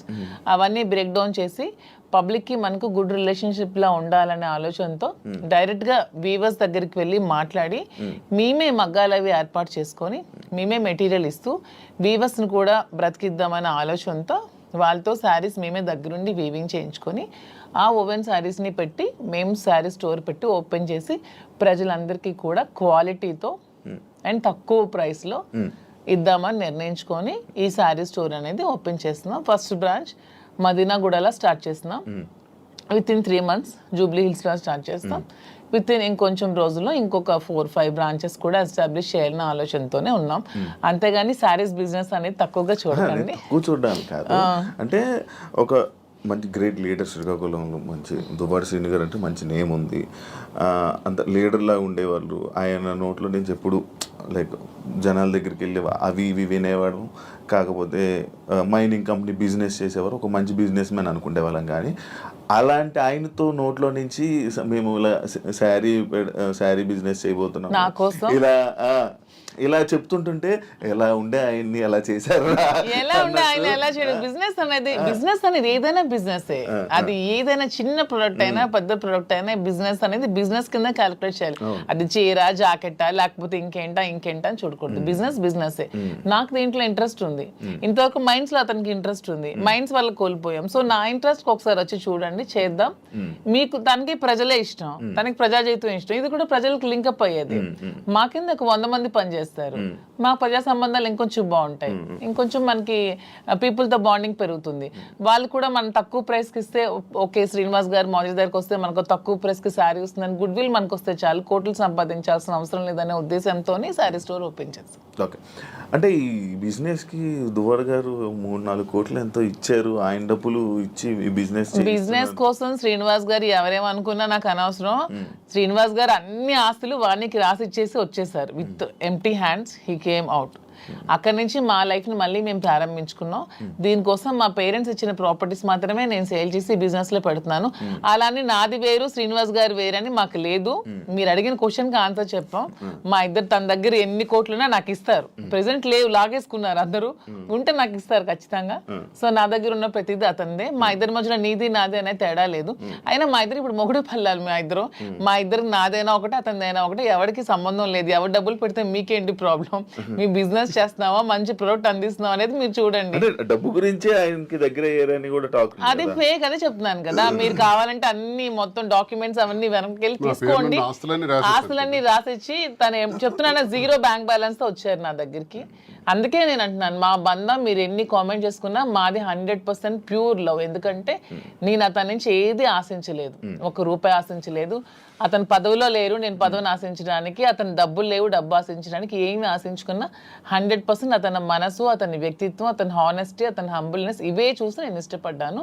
దాంతోనే ఇప్పుడు కలిసి ఉన్నాం. అతని దగ్గర ఏ ఆస్తులు లేవు, అన్ని బాణీకి ఇచ్చేసి వచ్చేసారు. ఇటీవల కాలంలో ఒక 2 కోట్ల రూపాయలు విలువైన 2.5 కోట్ల విలువైనటువంటి ఒక అసెట్ విశాఖపట్నంలో అమ్మారు. అలాగే శ్రీకాకుళంలో కూడా కొన్ని ల్యాండ్స్ అమ్మారు. అమ్మి ఈ డబ్బులన్నీ కూడా అక్యుములేట్ చేసి ఈ బిజినెస్ లో మా ఫాదర్ నాకు ఇచ్చిన ప్రాపర్టీస్ అన్ని నేను ఇప్పుడు అమ్మేశాను. ఎప్పటి నుంచో మా ఫాదర్ నాకు ఇచ్చే 2009 నుంచి అవి నా పేరు మీద ఉన్నవి. ఇప్పుడు బిజినెస్ కోసం నేను అమ్మేసి మరి బిజినెస్ స్టార్ట్ చేశాను. అంటే మీరు స్టార్టింగ్ అంటే ఆయనకి పరిచయం అవ్వక ముందు నుంచి, రాజకీయంలోకి రాకముందు నుంచి మీరు డబ్బులు మేము ఫైనాన్షియల్ గా వెల్ సెటిల్డ్, మా ఫాదర్ వాళ్ళు వెల్ సెటిల్డ్, మా హస్బెండ్ వాళ్ళు కూడా వెల్ సెటిల్డ్, అన్ని వెల్ సెటిల్డ్ ఫ్యామిలీ ఫైనాన్షియల్ గా. మాకు ఫైనాన్షియల్ గా ప్రాబ్లమ్స్ కానీ ఏమి కూడా లేవు, ఎప్పుడు కూడా లేవు, వెల్ సెటిల్డ్ ఫ్యామిలీనే. ఇప్పుడు వీటి కోసం మేము ఆస్తులు అమ్మాల్సి వచ్చింది, లేకపోతే ఆస్తులు అమ్మాల్సిన అవసరం కూడా లేదు. ఎందుకంటే ఎలక్షన్ లో ఉన్న డబ్బులు కొంచెం ఉంటే అవి కూడా కోల్పోయాను. మా ఇద్దరు ఉండడానికి ఇల్లు కూడా కట్టుకున్నాం, దానికోసం కొంచెం డబ్బులు పట్టవలసి వచ్చింది. సో ఇప్పుడు మళ్ళీ బిజినెస్ స్టార్ట్ చేయడానికి ఈ ప్రాపర్టీస్ అమ్మాల్సి వచ్చింది. లైక్ అంటే ఈ కామెంట్స్ రావడానికి గల రీజన్స్ ఏంటంటే మీరు అది కొన్ని వీడియోస్ మీ డ్యాన్స్ చేసి సంబంధించిన వీడియోస్ కొన్ని సోషల్ మీడియాలో వైరల్ అవ్వడం జరుగుతుంది. అది మీరేనా? అది ఇప్పటికీ చెప్తున్నాను, అది నేను కాదు. అసలు ఆ మనిషి కూడా నా అలాగే లేదు. అది ఎందుకు ఎవరికి అనిపించింది, ఎవరికి పెట్టాలనిపించిందో కావాలనే కూటమి ప్రభుత్వం వాళ్ళే ఖచ్చితంగా దీన్ని ఈ పిల్ల సైనిక్ గారు ఉంటారు కదా బచ్చగాళ్ళు, ఆ బచ్చగాళ్ళు ఈ కొంతమంది కలిపి ఐటీడీపీ అని ఇదొన్న పేజ్లో పెట్టి అనవసరంగా ట్రోల్ చేశారు. అలానే డాన్స్ చేసే అమ్మాయిని నేనేం కామెంట్ చేయట్లేదు. నాకు రికార్డింగ్ డాన్స్లు, నాకు స్టేజ్ల మీద డాన్స్ చేసుకోవాల్సిన అవసరం నాకైతే ఎప్పుడూ లేదు. ఎనీబడి కెన్ ప్రూవ్ చేసుకోండి. సార్ అప్పుడే చెప్పారు, ప్రూవ్ చేసుకుంటే నేను 1 crore rupees వాళ్ళకి గిఫ్ట్ ఇస్తానని మొన్న ఛానల్లో కూడా. నాకు అవసరం లేదు. అలానే నేను ఒకటే చెప్తున్నాను, ఎవరి బ్రతుకు తెరువు కోసం వాళ్ళు చేసుకుంటారు. ఇదే డాన్స్ స్టేజ్ మీద పబ్లిక్ గా బట్టలు ఇప్పి చేస్తున్నారు, వాళ్ళేమో హీరోయిన్లు అంటున్నారు. స్టేజ్ మీద చేస్తే స్టేజ్ రికార్డింగ్ డాన్సర్లు అన్నారు, నానా రకాల పేరు పడుతున్నారు. నేను ఎవరి అమ్మాయిని కామెంట్ చేయట్లేదు. నాకైతే మీరు వెళ్ళి మా ప్లేస్ లో ఎంక్వైరీ చేసుకోండి, నేను పుట్టిన ప్లేస్ లో, మా అత్తగారి ప్లేస్ లో. ఈ విమర్శలు చేసేవాళ్ళు ఎవరైనా ఆ అమ్మాయి మాధురి అని ప్రూవ్ చేస్తే 1 crore ఇస్తాం. ఒకవేళ వాళ్ళు ప్రూవ్ చేయలేకపోతే వాళ్ళు సరెండర్ అవుతామంటే అమ్మాయి ఎవరో కూడా మేమే తెచ్చి పెడతాం. ఎందుకు అమ్మాయిని బయటికి లాగాలి, పెళ్లి చేసుకుని హ్యాపీగా ఉంది కాబట్టి. మాకు అమ్మాయి తెలుసు, అది ఏ రికార్డింగ్ డాన్స్ ట్రూప్ కూడా తెలుసు. కానీ అలాగ అమ్మాయిని మాధురి అని చూపించిన వాళ్ళకి నేను అంటున్నాను, 1 crore మీకు బహుమానం కింద ఇస్తాను, దయచేసి అది ప్రూవ్ చేయండి అంటున్నాను. అంటే అలా చేస్తే ఏమొస్తుంది? అంటే ఇప్పుడు మాధురికి నాకు మేము ఒక మనసుతో ఉన్నాం కదా, మరి అలా చేస్తే ఏమొస్తుంది మీకు? ఎవడా చేసేవాడు? రికార్డింగ్ డాన్స్ చేసే అమ్మాయిని పెళ్లి చేసుకో, రికార్డింగ్ డాన్స్ అమ్మాయిని ఓవర్సీని పెళ్లి చేసుకుని నీకేంటి నొప్పి, పెట్టినోడికి ఏంటి నొప్పి? అలాగైతే మీరు డాన్స్ చేసి మీరే ఒప్పుకున్నట్టు. నేను కాదు కదా, నేను ఒప్పుకోవడానికి అమ్మాయి నేను కాదు. నేనైతే నిజంగా నేను ఒప్పుకుంటాను. I'm very bold and straight forward. నేను ఒప్పుకుంటాను. If it is me I will agree. నేనే అదా, నేను డాన్స్ చేసిన వీడియోస్ చాలా ఉన్నాయి, నేను పెట్టుకుంటున్నాను కదా. నేనే పెట్టుకుంటాను. నేను అది కానప్పుడు నేను ఎలా ఒప్పుకుంటాను? అలానే అదే అంటున్నాను, ఒకవేళ డాన్స్ చేసిన అమ్మాయినే దువ్వాసం చేసుకుంటే మీకేంటి పెయిన్? అమ్మాయి మాత్రం అమ్మాయి కాదా, ఆడపిల్ల కాదా? ఎందుకు అంత ట్రోల్ చేయాల్సిన అవసరం ఏముంది, అంత నెగిటివిటీ స్ప్రెడ్ చేయాల్సిన అవసరం ఏముందని అడుగుతున్నాను నేను. ఒకవేళ ఆ అమ్మాయే మాధురి అని ప్రూవ్ చేయాలనుకుంటే 1 crore బహుమతి ఇస్తాం, తీసుకురండి అంటున్నాం. ఎవరైతే వచ్చారో వాళ్ళకి. అంటే ఇప్పుడంటే ఏ జనరేషన్ వచ్చేసింది, ఫేస్లు మార్పిడి ఇది ఇదే. ఆ వీడియో చూస్తే అప్పుడెప్పుడు 2003 వయసు ఎంత తెలుసు? ఏమండి నాకు ఇప్పుడు 34 years అండి. 2000 అన్న ఏజ్ ఎంత ఉంటది? ఓకే, ఆ వీడియో ఎప్పుడు చాలా ఓల్డ్. నేను 2000 అన్న ఏజ్ ఎంత ఉంటుంది చెప్పండి? 2005 లో నేను 10th. నాకు ఎంత ఏజ్ ఉంటది? నాకు 2010-11. అప్పుడు నేను ఎంత పిల్లని ఉంటాను? నా అమ్మాయి అంత డాన్స్ నాకు నేను ఎలా చేయగలను? కొంచెం నా ఫోన్ అట్లీస్ట్ నా చిన్నప్పుడు ఫోటోలు ఏవో చూపిస్తే మీకు తెలుస్తుంది. ఎప్పుడో మాదిరి చూపిస్తున్నారు కదా. అట్లీస్ట్ 2005 లో నేను 10th. అప్పుడు నాతో చదువుకున్న వాళ్ళకి తెలుస్తుంది కదా. ఏదో మీలాంటి వాళ్ళు నమ్మాలి, ఎవరు తెలియని వాళ్ళు. తెలిసిన వాళ్ళకి ఏంటో తెలుసు. చెప్తున్నా అంటే మీరు చూస్తే ఎలా అనిపిస్తుంది? అలాగే నాకెక్కడ అనిపించట్లేదు, మా వాళ్ళకి ఎవరికి అనిపించట్లేదు. మీకు ఎలా అనిపిస్తుందేమో మరి, మాకైతే తెలియదు. మా అందరికీ తెలుసు, ఎవరు మా జిల్లా అందరికీ తెలుసు అది నేను కాదని. ఇంక మిగతా వాళ్ళు నమ్మితే నమ్మొచ్చేమో కానీ ప్రతి ఒక్కరికి తెలుసు. ఇంక నమ్మినా నమ్మకపోయినా పర్వాలేదు, నేను అనుకున్నా కూడా ఐ డోంట్ కేర్ అంటున్నాను. పోనీ అమ్మాయి కూడా డాన్స్ బాగా చేస్తుంది అనుకుంటే అనుకోండి, దానిలో ఐ డోంట్ కేర్. శ్రీకాకుళం నుంచి వచ్చిన ఒక క్వశ్చన్, ఒక పాయింట్ ఏంటంటే, మాధురి గారు శ్రీను గారికి మందు పెట్టి ఆయన దాన్ని ఏదో అంటారు, ఆయన వలలో వేసుకుని వలలో వేసుకుని వలలో బుట్లో పెట్టుకున్నది ఆ టైపు. సరే, మందు పెట్టి ఇలా చేయడం వల్ల, లేకపోతే ఈ ఏజ్ లోనే ఆయనకి అవసరం ఏంటి? సరే ఓకే, ఎవడైతే క్వశ్చన్ అడిగాడో వాడికి ఒకటి అడుగుతున్నాను. మందు పెట్టి శ్రీనివాస్ దగ్గర నేనేం తీసుకోవాలో చెప్పండి అని అడుగుతున్నాను. డబ్బుందా? లేదు. పోనీ అట్లీస్ట్ ఏజా లేదు. అంటే ఇప్పుడు డబ్బు లేదు కానీ స్టార్టింగ్ లో ఆయన దగ్గర డబ్బు ఉండేది. ఇప్పుడు నేను వచ్చినప్పుడు ఏం లేదే. 2022లోనే ఇచ్చేసారా మీరు? ముందు నుంచి వాళ్ళ ప్రాపర్టీస్ అన్ని ఉన్నాయి. ఏ రోజు కూడా నేను 1 రూపీ కూడా అతని దగ్గర తీసుకోలేదు. తన పేరునే ఉన్నాయి, తర్వాత మిగతా రాసేస్తారు. రీసెంట్ గా 4 నెలల క్రితం జాఫర్ గారికి ఇంటర్వ్యూ ఇచ్చిన టైంలో కూడా she saying everything false allegations అండి. నాకేం రాసి ఇవ్వలేదు, నాకు అసలు ఏం లేదు, ఆయన ఇలా దూరం ఉండి ఇలాగా ఇల్లు ఇచ్చేసాను, ఈ ఇల్లు ఇచ్చేసాను అని చెప్తున్నారా తప్ప నాకు ఎటువంటి ఆ ఇంట్లో ప్రాపర్టీ ఏమి ఇవ్వలేదు. ఆ ఫ్యాక్టరీ రాసేసిన డాక్యుమెంట్స్ ఉన్నాయి. ఎన్నికలకు ముందే, ఎన్నికలకు 20-25 డేస్ ముందే రాసేసాను. అన్ని నా పేరున ఏదైతే ఉన్నాయో నా పేరున మీరు ఇవి తీయండి. మా ఎఫిడవిట్ వేస్తాం కదా ఎమ్మెల్యేగా పోటీ చేసినప్పుడు, ఎఫిడవిట్ లో ఏ అసెట్స్ ఉన్నాయో మీకు తెలుస్తాయి. ఆ అసెట్స్ ఈ రోజుకి నా పేరున ఉంటే you can anybody can challenge. ఈ రోజు ఆ అసెట్స్ నా పేరున ఉండాలి కదా. మొన్న నా పేరున ఎఫిడవిట్ లో ఎమ్మెల్యేగా పోటీ చేసినప్పుడు ఉండే అసెట్స్ ఇప్పుడు ఎందుకు లేవు? ఏమైనా అసెట్స్ తన పేరును ఉన్నాయో లేదో ఒకసారి వెరిఫై చేయండి, తెలుస్తుంది. ఎవిడెన్స్ ఉంటుంది కదా ప్రతిదానికి. అదే ఆ కామెంట్ పెట్టినోడికి అడుగుతున్నాను, శ్రీనివాస్ గారిని మందు పెట్టి తీసుకోవడానికి ఏముంది? సరే మీరు ఇప్పుడు అన్ని ఆస్తులు రాస్తారు కదా, ఇప్పుడు అన్ని ఆస్తులు రాసేసి ఉన్నానని చెప్తున్నారు కదా, మరి ఇప్పుడు అన్ని ఆస్తులు రాసాక నా ఆస్తులు అమ్మి పెట్టి ఉండాల్సిన అవసరం నాకేముంది? వాడు ఎవడైతే కామెంట్ పెట్టాడో వాడికి 2 క్వశ్చన్స్ అడుగుతున్నాను. ఒకటి, ఆస్తుల కోసమే తీసుకొని ఉంటే అతని ఆస్తులన్నీ వదిలేసి వచ్చాక నా ఆస్తులు అమ్మి అతని దగ్గర ఉండాల్సిన అవసరం ఏముందని ఎవడైతే కామెంట్ పెట్టాడో వాడికి అడుగుతున్నాను. ఇంకొకటి పాయింట్, మీ మహేష్ ఎక్స్ హస్బెండ్ ఎవరైతే ఉన్నారో ఆయన స్టార్టింగ్ లో వచ్చారు ఏంటి దానికోసం ఇప్పుడు నేను చెప్పి నేను అరిగిపోయాను అతను చెప్పిన కామెంట్స్ కోసం. స్టార్టింగ్ లో వచ్చారు, ఈ మధ్య అసలు కనిపించట్లేదు. ఏమైనా డబ్బులు ఇచ్చి వాళ్ళని ఆయన్ని మేనేజ్ చేశారు? డబ్బులు ఇచ్చి మేనేజ్ చేయడానికి they are well settled family. వాళ్ళు ఆర్థోడాక్స్ ఫ్యామిలీ, రిచ్, టెక్కలకే రిచ్ వాళ్ళు. వాళ్ళ ఫాదర్ ఎవరు అడిగినా చెప్తారు, వాళ్ళ ఫాదర్ టెక్కల్లోనే రిచెస్ట్ ఫ్యామిలీ. వాళ్ళ ఫాదర్ కి 100 acres ఉండేవి. మనకంత స్థితిలో ఏమీ లేము. ఫస్ట్ లాయర్ శ్రీకాకుళం డిస్ట్రిక్ట్ మొత్తానికి మొదటి లాయర్ అతనే. హైకోర్టు నుంచి జడ్జెస్ కూడా వచ్చి అతనికి సన్మానం చేశారు. అతను ఇప్పుడు ఎక్స్పైర్ అయ్యారు. కానీ రిచెస్ట్ ఫ్యామిలీ వాళ్ళు. తలగాములు ఇప్పటికీ వాళ్ళకి ల్యాండ్ అసెట్స్ అన్నీ ఉన్నాయి. వాళ్ళకి ఏం డబ్బులు అవ్వాల్సిన అవసరం లేదు. తను చక్కగా మెరైన్ చీఫ్ ఇంజనీర్ జాబ్ చేసుకుంటున్నాడు, హ్యాపీగా ఫారెన్ లో ఉన్నాడు. 1 రూపీ కూడా వాళ్ళకి ఇవ్వాల్సిన అవసరం. తప్పు మేము ఇలా ఉన్నదానికి వాళ్ళ ఫ్యామిలీని బ్లేమ్ చేయకూడదు, అది చాలా తప్పు. వాళ్ళ ఫ్యామిలీ చాలా మంచి ఫ్యామిలీ. వాళ్ళేం ఫైనాన్షియల్ గా మా దగ్గర ఏముందని మీ వాళ్ళకి ఇవ్వడానికి? ఇప్పుడు మ్యూచువల్ అండర్స్టాండింగ్, మేము మ్యూచువల్ కన్సెంట్ తోనే మేము విడిపోయాం. మా దగ్గర ఏముంది మీ వాళ్ళకి ఇవ్వడానికి? ఇప్పుడు ఎవరు చేయాల్సిన అవసరం లేదు. వాళ్ళు అమ్ముతున్నాం, అదే ఆస్తులు బిజినెస్ కోసం ఆస్తులు అమ్ముతున్నాం. చాలా వరకు అమ్మాలి, పెట్టుబడులు చాలా ఎక్కువ అవసరం కదా, కొంచెం భారీగానే చేయాలనుకుంటున్నాం కాబట్టి బిజినెస్. సో అందుకని వాళ్ళని తప్పు పట్టడం అనేది చాలా తప్పు. వాళ్ళని ఎవరైతే కామెంట్ చేస్తారు దేవుడు కూడా క్షమించుడు అలా అంటే, అది చాలా తప్పు. వాళ్ళని ఇందులో లాక్కూడదు. ఇప్పుడు మీరు పూర్తిగా హైదరాబాద్ లో ఉంటారా లేకపోతే ఇక్కడ? శ్రీనివాస్ గారు కంప్లీట్ గా అక్కడే ఉంటారు. నేను హైదరాబాద్ లో ఉంటూ చూసుకుంటాను. శ్రీనివాస్ గారు అవసరం ఇక్కడ ఏదైనా నాకు ఉందనిపించినప్పుడు తను వచ్చి వెళ్తూ ఉంటాను. మీరైతే ఇంకెక్కడే? నేను ఇక్కడే ఉంటాను హైదరాబాద్ లో. అంటే ఇక్కడ చాలా మంది బొటిక్లు ఉన్నాయి, లైక్ మీది కూడా ఒక బొటిక్ లాంటిదే కదా? నాది బొటిక్ కాదండి, కంప్లీట్ స్టోర్. ఇక్కడ చాలా స్టోర్స్ ఉన్నాయి, చాలా బొటిక్స్ ఉన్నాయి. ఇప్పుడు యూత్ కానీ లేకపోతే ఇప్పుడు రీసెంట్ టైమ్స్లో అందరూ బొటిక్స్ వైపు లేకపోతే అటువైపు ఎక్కువ అవగాహన చూపిస్తున్నారు. లైక్ అవి తీసుకుందాం, అవి చేసుకుందాం అనేవి. బట్ మీది ఎందుకు సక్సెస్ అవుతుందని అనుకుంటున్నారు? మీరు అన్ని ఉండగా మీ దగ్గరికి ఎందుకు రావాలి? Yeah, of course correct point అడిగారు. అన్ని ఉండగా నేను సక్సెస్ అవుతానని నమ్మకం నాకుంది. ఎందుకంటే నేను ఫస్ట్ ఆఫ్ ఆల్ నేను ప్రతి ఉమెన్ కి కూడా క్వాలిటీ ప్రొడక్ట్ ఇవ్వాలనుకుంటున్నాను. కొన్ని వెరైటీస్ ఉన్నాయి, టస్సెస్, ఆర్గాంజాస్, రాసిల్స్, చాలా వెరైటీస్ ఉంటాయి.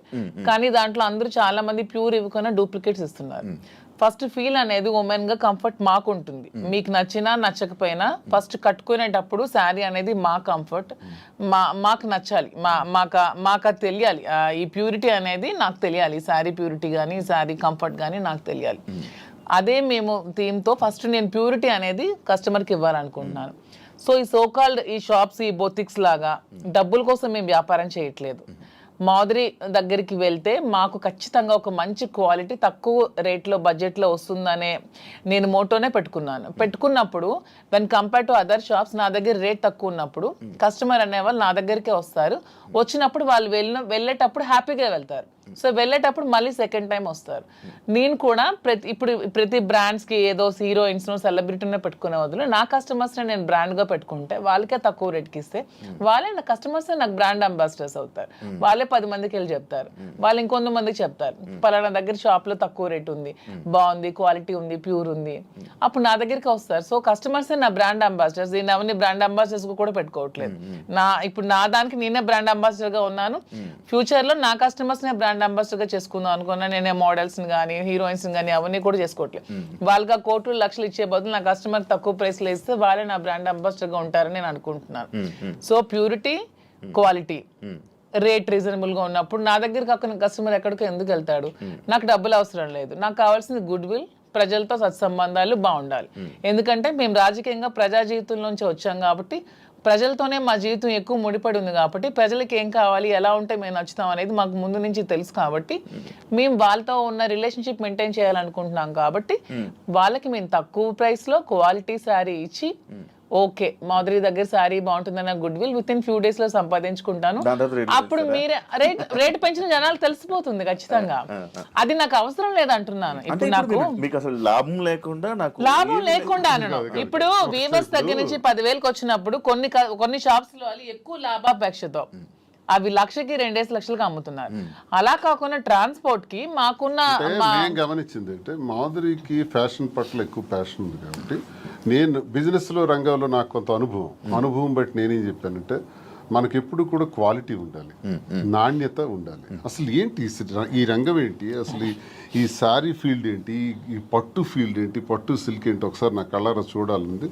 నీకు తెలుసు కాబట్టి నేను తర్వాత వెళ్ళాను, వారణాసి వెళ్ళాం, కోల్కతా వెళ్ళాం, తర్వాత ఇది ధర్మవరం వెళ్ళాం, కంచి, బెంగళూరు, సేలం, కోయంబత్తూర్, ఇలాగ చాలా ప్లేసులు, యాడికి ఇలాంటి ప్లేసుల్లోకి వెళ్ళి డైరెక్ట్గా మగ్గందారుల దగ్గరికి, నేతన్నల దగ్గరికి వెళ్ళాం. నేతన్న పరిస్థితి మేము అక్కడ చూస్తే ఆయన కష్టపడి ఆ నేసే చీర, ఒక చీర నేయటానికంట 1 నెల రోజులు కూడా పడుతుంది, 2 నెలలు పడుతుంది, కొన్ని చీరలు 15 రోజులు పడుతుంది. ఆ చీర ఎంత కష్టపడుతున్నావు కదా, నువ్వు ఎంత అన్నా సంపాదిస్తున్నావు, నీకు ఎంత ఇస్తున్నారంటే ఆయన చెప్పే లెక్కలు చూస్తే ఆయన కూలి కూడా ఆయనకి చాలట్లా, మళ్ళీ కూలి బ్రతుకే. అంటే ఇక్కడ నేను అబ్జర్వ్ చేసింది అంటే ప్రజా జీవితం గడిపిన మాకు ఇంత కష్టపడి ఒక క్వాలిటీ శారీ 15 రోజులు కష్టపడి, 24 రోజులు కష్టపడి చేస్తే ఆయనకు మిగిలింది కూల, అంతకన్నా పెద్దోడు కాడా? నెంబర్ 1. మరొకరు కూడా ఇక్కడ నష్టపోతున్నారు. ఆయన తయారు చేసినటువంటి ఆ శారీని ఉదాహరణకు ఒక 50,000కి అతనికి ఇచ్చి కొన్నారనుకోండి మధ్య దళారీలు, అది తెచ్చి హైదరాబాద్లో 3 లక్షలకు అమ్ముతున్నారు. మీకు తెలిసిన అంటే ఎన్ని రెట్లు ఎక్స్ట్రా అమ్మారు? 5-6 రెట్లు ఎక్స్ట్రా అమ్మేటప్పుడు నష్టపోయే మరో వ్యక్తి ఎవరంటే కస్టమర్. నేతన్న నష్టపోతున్నాడు, కస్టమర్ నష్టపోతున్నాడు. ఇది నేను గమనించింది. నేనేం చెప్పానంటే మనం లాభాపేక్షతో లాభాలు సంపాదించేయాలనుకుంటే 1,00,000 వ్యాపారాలు ఉంటాయి, నాకు తెలుసు చాలా వ్యాపారాలు ఉన్నాయి. ఇందులో నీవు ఇంట్రెస్ట్ పెడుతున్నావు కాబట్టి ఇందులో చెయ్యాలి అనుకుంటే నా తాలూకు ఉద్దేశం అంటే నాణ్యత, ప్రాధాన్యత. నాణ్యతే ప్రామాణికం. ఈ 2 మైండ్లో ఎప్పుడు పెట్టుకో. Quality is our predominance. ఈ 2 బ్రెయిన్లో పెట్టుకుని ఆ ఏదైతే నేతన్న దగ్గర తీసుకుంటున్నామో ఆ నేతన్నకి మనం ఆర్థికంగా సహకరించి మరికొంత వెసులుబాటునిచ్చి అతను ఆ నేసేటట్లు చేసి అవన్నీ కలెక్ట్ చేద్దామని చెప్పి ఇప్పుడు 4-5 నెలల్లో మొత్తం దేశం నలుమూల నుంచి కలెక్ట్ చేసి దాన్ని స్టోర్లో పెట్టేటప్పుడు దానికి జిఎస్టీలు, ట్రాన్స్పోర్ట్ ఛార్జెస్, ప్రాఫిట్స్, మెయింటెనెన్స్ అన్నీ వేసుకుంటే 50,000 రూపాయలు సారీని ఎంత కమ్మొచ్చు? 80,000కి అమ్మండి, 90,000కి అమ్మండి, అయితే 1,00,000కి అమ్మండి. 3 లక్షలు ఏంటండి? ఇది మోసం కదా కస్టమర్కి. మరి 3 లక్షలకు అమ్మిన లాభంలో కొంతైనా నేతనికి ఇస్తున్నావా? అది కూడా నష్టమే కదా నేతనికి. ఈ 2 ఆలోచించి ఈ 2 బ్యాలెన్స్ చేసి బిజినెస్ సక్సెస్ఫుల్గా రన్ అవ్వాలంటే వ్యాపారం పెట్టిన తర్వాత ఆ వ్యాపార యజమాని ఎవరన్నది జనానికి తెలుస్తుంది. వ్యాపారం పెట్టక ముందే మేమెవరమో జనానికి తెలుసు. కాబట్టి మా మీద ఒక ఎక్స్పెక్టేషన్ ఉంటుంది, ఒక నమ్మకంతో మా దగ్గరికి వచ్చేటప్పుడు ఆ కస్టమర్ ఆ కళ్ళల్లో నేను సరైన ప్రైస్ ఇచ్చాను అన్నటువంటి ఆనందాన్ని మేము చూడాలి. అరే నేను ఈ స్టోర్కి వచ్చి చాలా ఎక్కువ డబ్బులు ఇచ్చేసాననే బాధని ఎక్కడ ఏ కళ్ళల్లో కూడా మనం చూడకూడదు అన్నది మా ప్రధానమైనటువంటి ఉద్దేశం. నేతన్న దగ్గర నుంచి కస్టమర్కి మధ్యలో బాధ్యత వహిస్తూ రీజనబుల్ ప్రైస్, సరసమైన ధర ఇవ్వాలన్న దానితో ఇది ప్రారంభించి ఒక 6 బ్రాంచెస్, తర్వాత విజయవాడ, విశాఖపట్నం, రాజమండ్రి, కాకినాడ, బెంగళూరు కూడా అనుకుంటున్నాం. ఇంకా జ్యువెలరీ కూడా స్టార్ట్ చేద్దామని ప్లాన్ చేస్తున్నాం. ఒక మంచి ఆలోచనతో దువ్వాడ శ్రీనివాస్ చీరలు అమ్ముతున్నాడా, దువ్వాడ శ్రీనివాస్ ఇలా అయిపోయాడా, అలాగే ఎవరైనా ప్రచారాలు చేసుకుంటే దువ్వాడ శ్రీనివాస్ రాజకీయం వదిలేడు, పదునైనటువంటి భాష వదలడు, తూర్పార పడ్డానికి ఎంత తోడైనా సరే ఆగే ప్రసక్తే లేదు, ప్రశ్నిస్తాడు. దువ్వాడ శ్రీనివాస్ రాజకీయం అనే గ్రౌండ్ ఫీల్డ్ వదిలేడు. దయచేసి ఆ భ్రమల నుంచి బయటపడమని వాళ్ళకి నేను సవాల్ చేస్తున్నాను. వ్యాపారం చేయాలని మాధురికి సహకారంగా పూర్తిగా ఉంటాను. ఈ తాను చేసే ఈ పట్టు సిల్క్స్లో ఈ స్టోర్స్ని బాగా డెవలప్ చేసే విధంగా, దాంతోపాటు యాడింగ్ జ్యువెలరీ కూడా, విమెన్కి కావాల్సిన వాటి పైన ఆమెకి జ్యువెలరీలో కూడా బాగా నాలెడ్జ్ ఉంది కాబట్టి అవి కూడా పెట్టి అవి కూడా సరసమైన ధరలకి ఇచ్చే విధంగా మేము చేస్తామే తప్ప లాభాపేక్ష కోసం ఏదో అలా తప్పుడు పద్ధతుల్లో లాభం సంపాదించాలనో ఉద్దేశం కదా. అలా అనుకుంటే చాలా వ్యాపారాలు ఉన్నాయి. మా ఉద్దేశం అందుకే కాంచీపురం ఒకళా సిల్క్స్ అని కూడా పేరు పెట్టాం. ఒకళా మాత పేరు. ఒకళా మాత అంటే వెంకటేశ్వర స్వామి తల్లి. దీనికి హిస్టరీ కూడా మేము దానికి కనెక్ట్ అయినాం. ఎందుకు కనెక్ట్ అయ్యంటే వెంకటేశ్వర స్వామి పేరు పెట్టొచ్చు. నేను వెంకటేశ్వర స్వామి భక్తులు, మేము స్వామి భక్తులుగా స్వామి వారి తల్లి పేరు ఒకళా మాత పెడదామని. ఎందుకంటే ఒక చిన్న స్టోరీ ఉంది. ఒకళా మాత ద్వాపర యుగం ఉందన్నట్టు నన్నే అటాక్ చేస్తూ, నన్నే ట్రోల్ చేస్తూ, నన్నే సెంటర్ చేస్తూ, నన్నే టార్గెట్ చేస్తూ ఎంత చేయాలో అంత చేస్తున్నారు. నేను ఏ రోజు పోలీస్ స్టేషన్ మెట్లు ఎక్కానని నాకు తెలియదు, పోలీస్ స్టేషన్ చూసానని తెలియదు. ఈ పొలిటికల్ లైఫ్లోకి వచ్చాక, శ్రీనివాస్ గారి లైఫ్లోకి వచ్చాక స్టేషన్లకు తీసుకెళ్ళి కూర్చోబెట్టారు, ఎన్ని పెట్టారు. సో అన్ని కోల్పోయింది నేను, నా పిల్లలు లాస్ అయ్యాం దీంట్లో. వాణి అని చెప్పొచ్చు ఇంటర్వ్యూల ముందుకు వచ్చి, ఏం కోల్పోయిందో చెప్పమానండి. She is well settled, 58 years 60 years ఆమెకి ఆల్రెడీ తన జీవితం చూసేసింది, లైఫ్ అయిపోయింది, పిల్లలు సెటిల్ అయిపోయారు, హ్యాపీగా ఉంది. తను అదే కోరుకుంది, శ్రీనివాస్ గారి నుంచి దూరంగా వెళ్ళిపోవాలి, నాకు ఇండిపెండెంట్ కావాలని కోరుకుంది. తనకి ఎప్పుడు ఒంటరిగా ఉండటం ఇష్టం, శ్రీనివాస్ గారి దగ్గర బతకడం ఇష్టం ఉండదు. ఎందుకంటే ఆమె ఎప్పుడు కరప్టెడ్, శ్రీనివాస్ గారిని ఎప్పుడు కూడా లంచాలు తీసుకోమని ఫోర్స్ చేస్తుంది, డబ్బు పిచ్చి. ఇతనికి నచ్చదు, అక్కడే మొదలయ్యేది వీళ్ళిద్దరికి గొడవ. ఇతను ఎప్పుడు ఫోర్స్ చేసేది, డబ్బులు తీసుకోండి. శ్రీనివాస్ గారు ఎప్పుడు అలాంటివి చేయరు. ఆమె ఎప్పుడు కరప్టెడ్, ఆమె ఎప్పుడు అది చేస్తుంది. శ్రీనివాస్ గారికి ప్రజా జీవితంలో ఉండడం ఇష్టం, ఆమెకి శ్రీనివాస్ గారిని ప్రజలను దూరం చేసి ఆ పదవుల్ని వాణి పొందడం ఇష్టం. ఇవన్నీ కుదరకాలు విడిపోయి ఆమె సెటిల్ అయింది, హ్యాపీగా డైవర్స్ కావాలని. సో ఇక్కడ కోల్పోయింది నేను, నా పిల్లలు మాత్రమే. ఇప్పుడు మీ పిల్లలు మీ దగ్గర ఉన్నారా? నా దగ్గర ఉన్నారు, మీతోనే ఉంటున్నారు. శ్రీనివాస్ గారు ఒక్కొక్కటి ఉంది, మీ గుండెల మీద చేసుకొని చెప్పండి. ఇంటి నుండి బయటకు వచ్చారు కదా, భార్య బిడ్డల్ని మిస్ అవుతున్నాను, లేకపోతే నేను చేస్తుందంతా తప్పు అని ఎప్పుడే మీకు అనిపించలేదా? భార్య అనే వ్యక్తి దగ్గర ఎప్పుడూ నిత్యన పోరాటమే. మాకెప్పుడు సుఖం లేదు. నాతో ఉండాలని తను అనుకోవట్లేదు కాబట్టి నేను తనతో ఉండాలని అనుకోవాల్సిన దానిలో అర్థం లేదు. ఇకపోతే పిల్లల్ని ప్రాణప్రదంగా పెంచాం, చదివించాం, నా ధర్మం నేను నిర్వర్తించాను. ఇంకో పాపకు పెళ్ళి ఉంది, అది మేమిద్దరం కలిపి నిర్ణయం తీసుకున్నాం. ఆ పెళ్లికి సంబంధించిన ఏర్పాట్లు కూడా చేయాలని. They are on the platform నా. చెల్లిన రూపాయి అంటారు. ఇద్దరు పిల్లల్ని చెల్లిన రూపాయలని చేశాను. ఆ రూపాయి 1000 రూపాయలు అవచ్చు, 1 కోటి రూపాయలు అవచ్చు, ఎంతైనా అవచ్చు, చేసాం. నన్ను వాళ్ళు కోరుకుంటే ఈ పరిస్థితి వచ్చి ఉండేది కాదు. ఇప్పుడు ప్రేమ అన్నదే మనిషిని దగ్గర చేస్తుంది. నేను అనుకుంటే అయిపోదు. ఇంటికి తాళం వేసిన రోజు నేను అదే ఆలోచించాను. ఇంటికి తాళం వేసి 10 రోజులు నాకు కనీసం అవకాశం లేకుండా చేశారు. ఇప్పుడు నేను ఇంటికి తాళాలు తలుపులు విరగ్గొట్టుకుని వెళ్ళొచ్చు. ఇల్లు ఏం చేయాలి? ఎక్కడ కూర్చోమంటారు? ఆత్మాభిమానం చంపుకొని ఆ ఇంట్లో ఎలా ఉండమంటారు? అప్పుడు ఇంతకాలం 28 సంవత్సరాలు నేను వాళ్ళకి ఒక భర్తగా, ఒక తండ్రిగా చేసిన కృషి అంతా కూడా నేలపాలు చేసేసినారు. ఇంక నేను ఇల్లు ఏం చేయాలి? ఇంటికి ఇంక నాకు ఎందుకు బాధ ఉంటుంది? గుడ్డమే చేసుకునే చెప్తాను.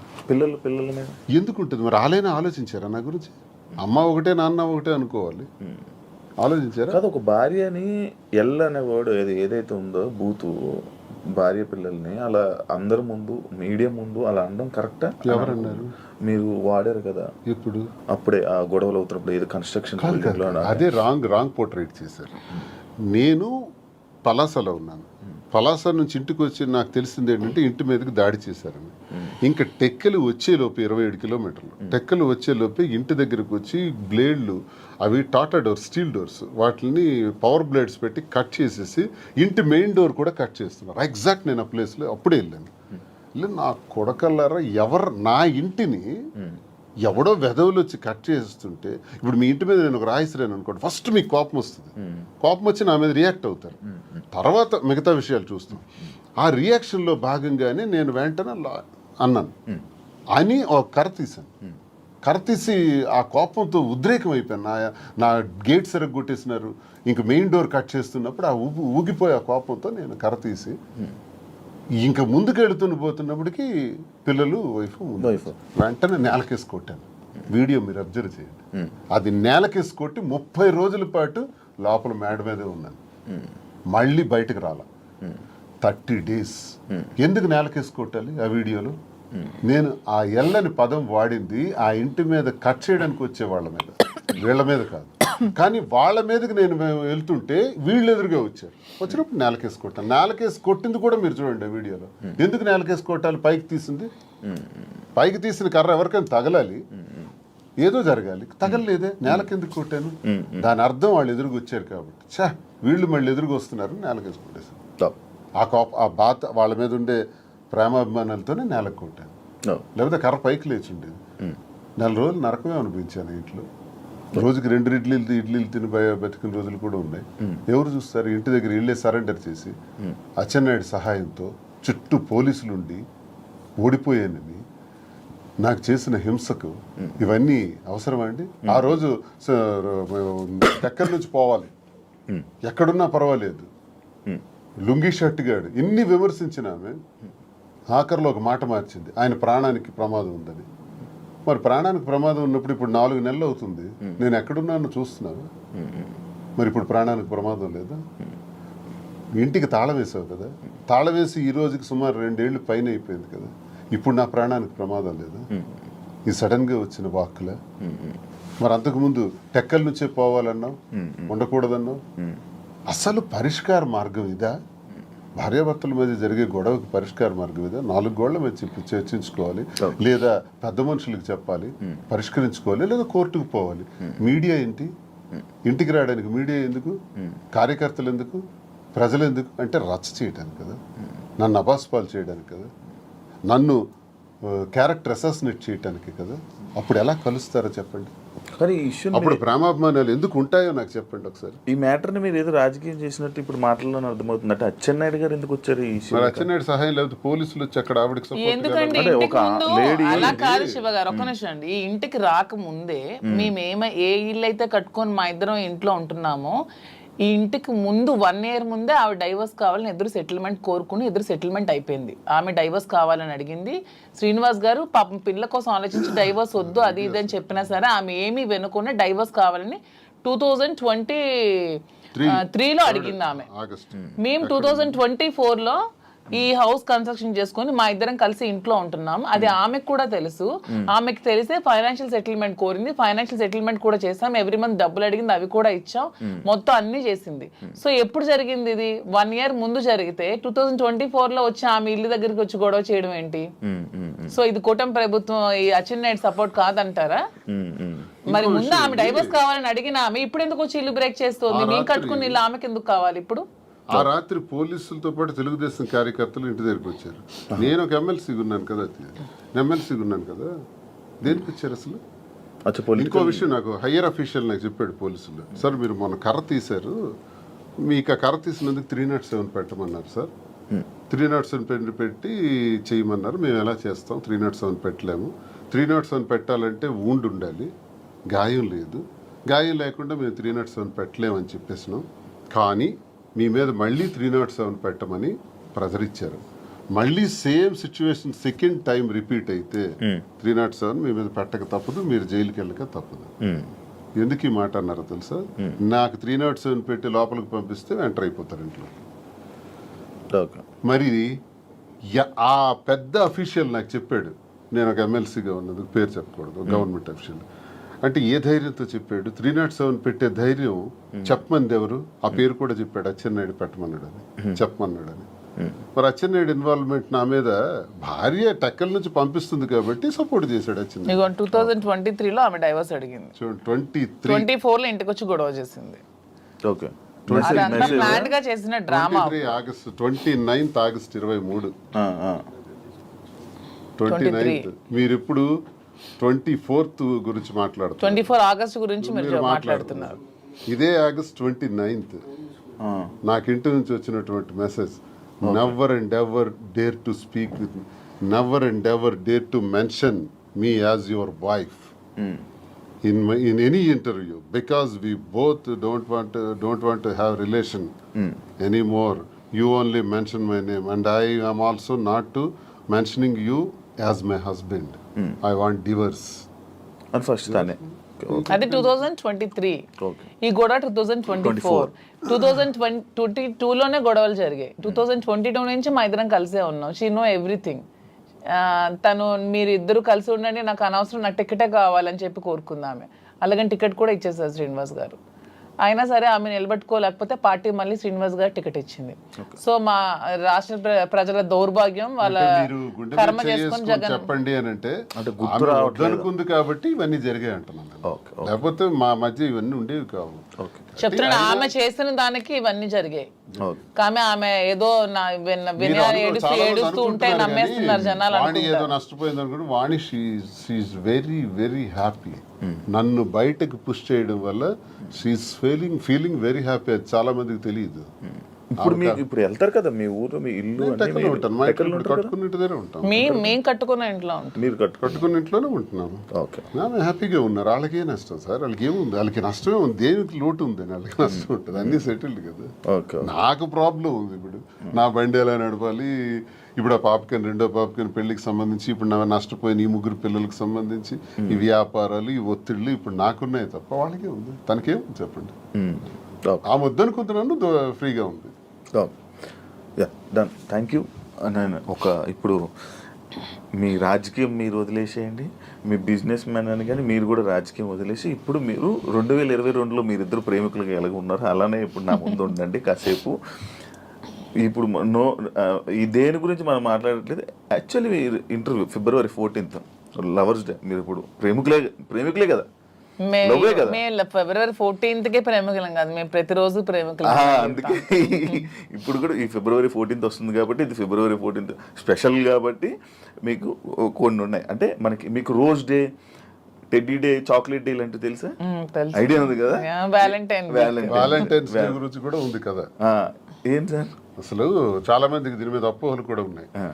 270 క్రీస్తు పూర్వం, బిఫోర్ క్రీస్తు, అంటే ఇంచుమించు ఆల్మోస్ట్ 2700 సంవత్సరాల క్రితం రోమ్లో ఒక వ్యాలంటైన్ అని ఒక ప్రవక్త ఉంటాడు. ఆయన ఏం చేశాడంటే కొత్తగా ప్రేమ పాఠాలు, ప్రేమ వివాహాల గురించి చెప్పడం ప్రారంభించాడు. ఆ రోమ్ నగరానికి, దేశానికి రాజు అయినటువంటి క్లాడియస్ ఏంటంటే ఇలాంటి ప్రేమ పాఠాలు చెప్తున్నాడు, వీడికి చంపాలి అని కొంచెం కోపం పెంచుకుంటాడు. ఇదే టైంలో క్లాడియస్ కూతురు ఇతను లవ్ చేస్తుంది, ఆయన ప్రేమ పాఠాలు విని, ఎవరిని? వ్యాలంటైన్స్. అప్పుడు రాజు ఏమిటంటే ఆయన్ని చంపేస్తాడు, అంటే హ్యాంగ్ చేస్తాడు. అదే February 14th. అక్కడికి 20 సంవత్సరాల తర్వాత గెలాషియస్ అనే మరో ప్రవక్త, ఇది చాలా గొప్ప రోజు, ఇది మనకి ప్రేమతత్వాన్ని నేర్పించారు. వ్యాలంటైన్ ప్రేమ అంటే తల్లి తండ్రులు పిల్లలకి మధ్యన ఉండేది, అక్క చెల్లెల మధ్యన ఉండేది, అన్నదమ్ముల మధ్యన ఉండేది ప్రేమ. ఆ ప్రేమకు అర్థం ఉంది, ఆ ప్రేమకి రిలేషన్ ఉంది. కానీ స్నేహితుల మధ్య ఉండే ప్రేమ, ఒక ఆడామగ మధ్య ఉండే ప్రేమ, దానికే రిలేషన్ ఉంది. ఆ తత్వం గురించి తెలియజేశాడు ఆ ప్రవక్త వ్యాలంటైన్. కానీ ఆయనకు గురేశారు. అలాంటి వ్యాలంటైన్కి ఉరేయటం వల్ల అతను గొప్పవాడు, గొప్ప ప్రవక్త, ప్రేమతత్వం నేర్పిన ప్రవక్త. కాబట్టి ఆయన రోజుని నేను ప్రేమికుల రోజుగా నిర్ణయిస్తానని గెలాషియస్ అనేటటువంటి మరో కింగ్ దాన్ని డిసైడ్ చేస్తాడు. సో ఇప్పుడు వరకు కొన్ని దేశాలు దీన్ని అంగీకరిస్తారు, కొన్ని ప్రాంతాలు వ్యతిరేకిస్తారు, అపోహలు పెట్టుకుంటారు. జరిగిన కథ ఇది. సో దీనివల్ల మనం నేర్చుకోవాల్సింది ఏంటంటే ఈ ప్రేమతత్వాన్ని ప్రతి వ్యక్తిలో కూడా ఉండాలి. స్నేహితుల మధ్య ఉండాలి, కుటుంబాల మధ్య ఉండాలి, భార్యాభర్తల మధ్య ఉండాలి, ఆ ప్రేమతత్వం ద్వారా మేము ఈరోజు ప్రేమతోనే ఇంతవరకు వచ్చాం కాబట్టి ప్రేమతోనే ఉంటున్నాం కాబట్టి వాస్తవమైన మాటలు నా మనసులో ఉండేది నేను ఆమెకు చెప్పాలి, ఆమె నాకు చెప్పాలి, చెబుతూ అందరూ ఇలాగే ఉండాలి, ప్రేమతో ఉండాలి. ప్రేమతో ఉంటే దేశాలే గెలవచ్చు, ఏ జయాలను పొందొచ్చు. రాజ్యాలే ప్రేమ లేకపోతే రాజ్యాలు కోల్పోతాం, ప్రేమ ఉంటే రాజ్యాలే గెలవచ్చు. ఒక్క మాటతో, ప్రేమపూరితమైన మాటతో అన్నీ గెలవచ్చు. కాబట్టి ప్రేమతత్వాన్ని పెంచుకోవాలని వ్యాలంటైన్స్ డే చెప్పిన ఈ రోజుని ఒక 10 రోజుల పండగగా, 5 రోజుల పండగగా, 3 రోజుల పండగగా చేసుకుంటారు. అదే మీరు ఇప్పుడు చెప్పిన టెడ్డీ అని. అది ప్రేమ గురించి ఎప్పుడు తెలుసుకున్నారు? అంటే చదువుకున్నారా?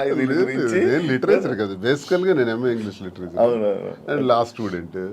అవన్నీ చదువుకోవాలి. మహాభారతం చదివాను, రామాయణం చదివాను, భాగవతం చదివాను. అవన్నీ నేను చదువుకున్నాను. అంటే అచ్చ తెలుగులో, నేనేం పండితులు కాదు, సాంస్క్రిట్ అవన్నీ నాకు రాగా అచ్చ తెలుగులో నేర్చుకున్నాను, అర్థం తెలుసు. ఓకే, ఈ ప్రేమ గురించి కూడా అలాగే తెలిసింది. కానీ మాధురి గారి గురించి స్పెషల్ గా ఏంటి మా ప్రేమ అని చెప్పి ఏమైనా చదవడం? అంటే దీని గురించి నేను చెప్పేది వ్యాలంటైన్స్ డే సందర్భంగా ప్రేమతత్వం గురించి అర్థం ఏంటో నేను చదివింది, నేను అర్థం చేసుకుంది, నా చిన్న బ్రెయిన్ కి అర్థమయ్యేది మీకు తెలియజేశాను. మీరే మీ ప్రేమ గురించి మీరు ఎలా వర్ణించాలనుకుంటున్నారు? అంటే శ్రీనివాస్ గారి మీద నాకున్న ప్రేమ గురించి, మా ప్రేమ వర్ణించడానికి మాటలు సరే. అగ్నిలా ఇప్పుడు నేను ఈ రోజు వరకు ఎప్పుడు నా జీవితంలో వ్యాలంటైన్స్ డేకి ఈ డేస్ ఏవైతే ఉంటాయో అది నాకు ఎక్స్పీరియన్స్ లేదు. బట్ నేను ఎప్పుడు చూడలేదు. అంటే ఎలా ఇచ్చుకుంటారు, ఎలా మాట్లాడుకుంటారు, ఏం ప్రేమించలేదా? నేను ఉండేది అవన్నీ అయిపోయాయి సార్. కానీ ఇప్పుడైతే ఏం లేదు, ఖాళీ. ప్రేమ ఉండాలి జీవితంలో. అవును, దొరకట్లేదు సార్. నేను ప్రేమనిస్తున్నాను. చూడండి, ఎవరైనా శివన్ మీరు ఎప్పుడైతే ప్రేమిస్తారో గ్యారంటీగా ప్రేమించే వ్యక్తులు దొరుకుతారు.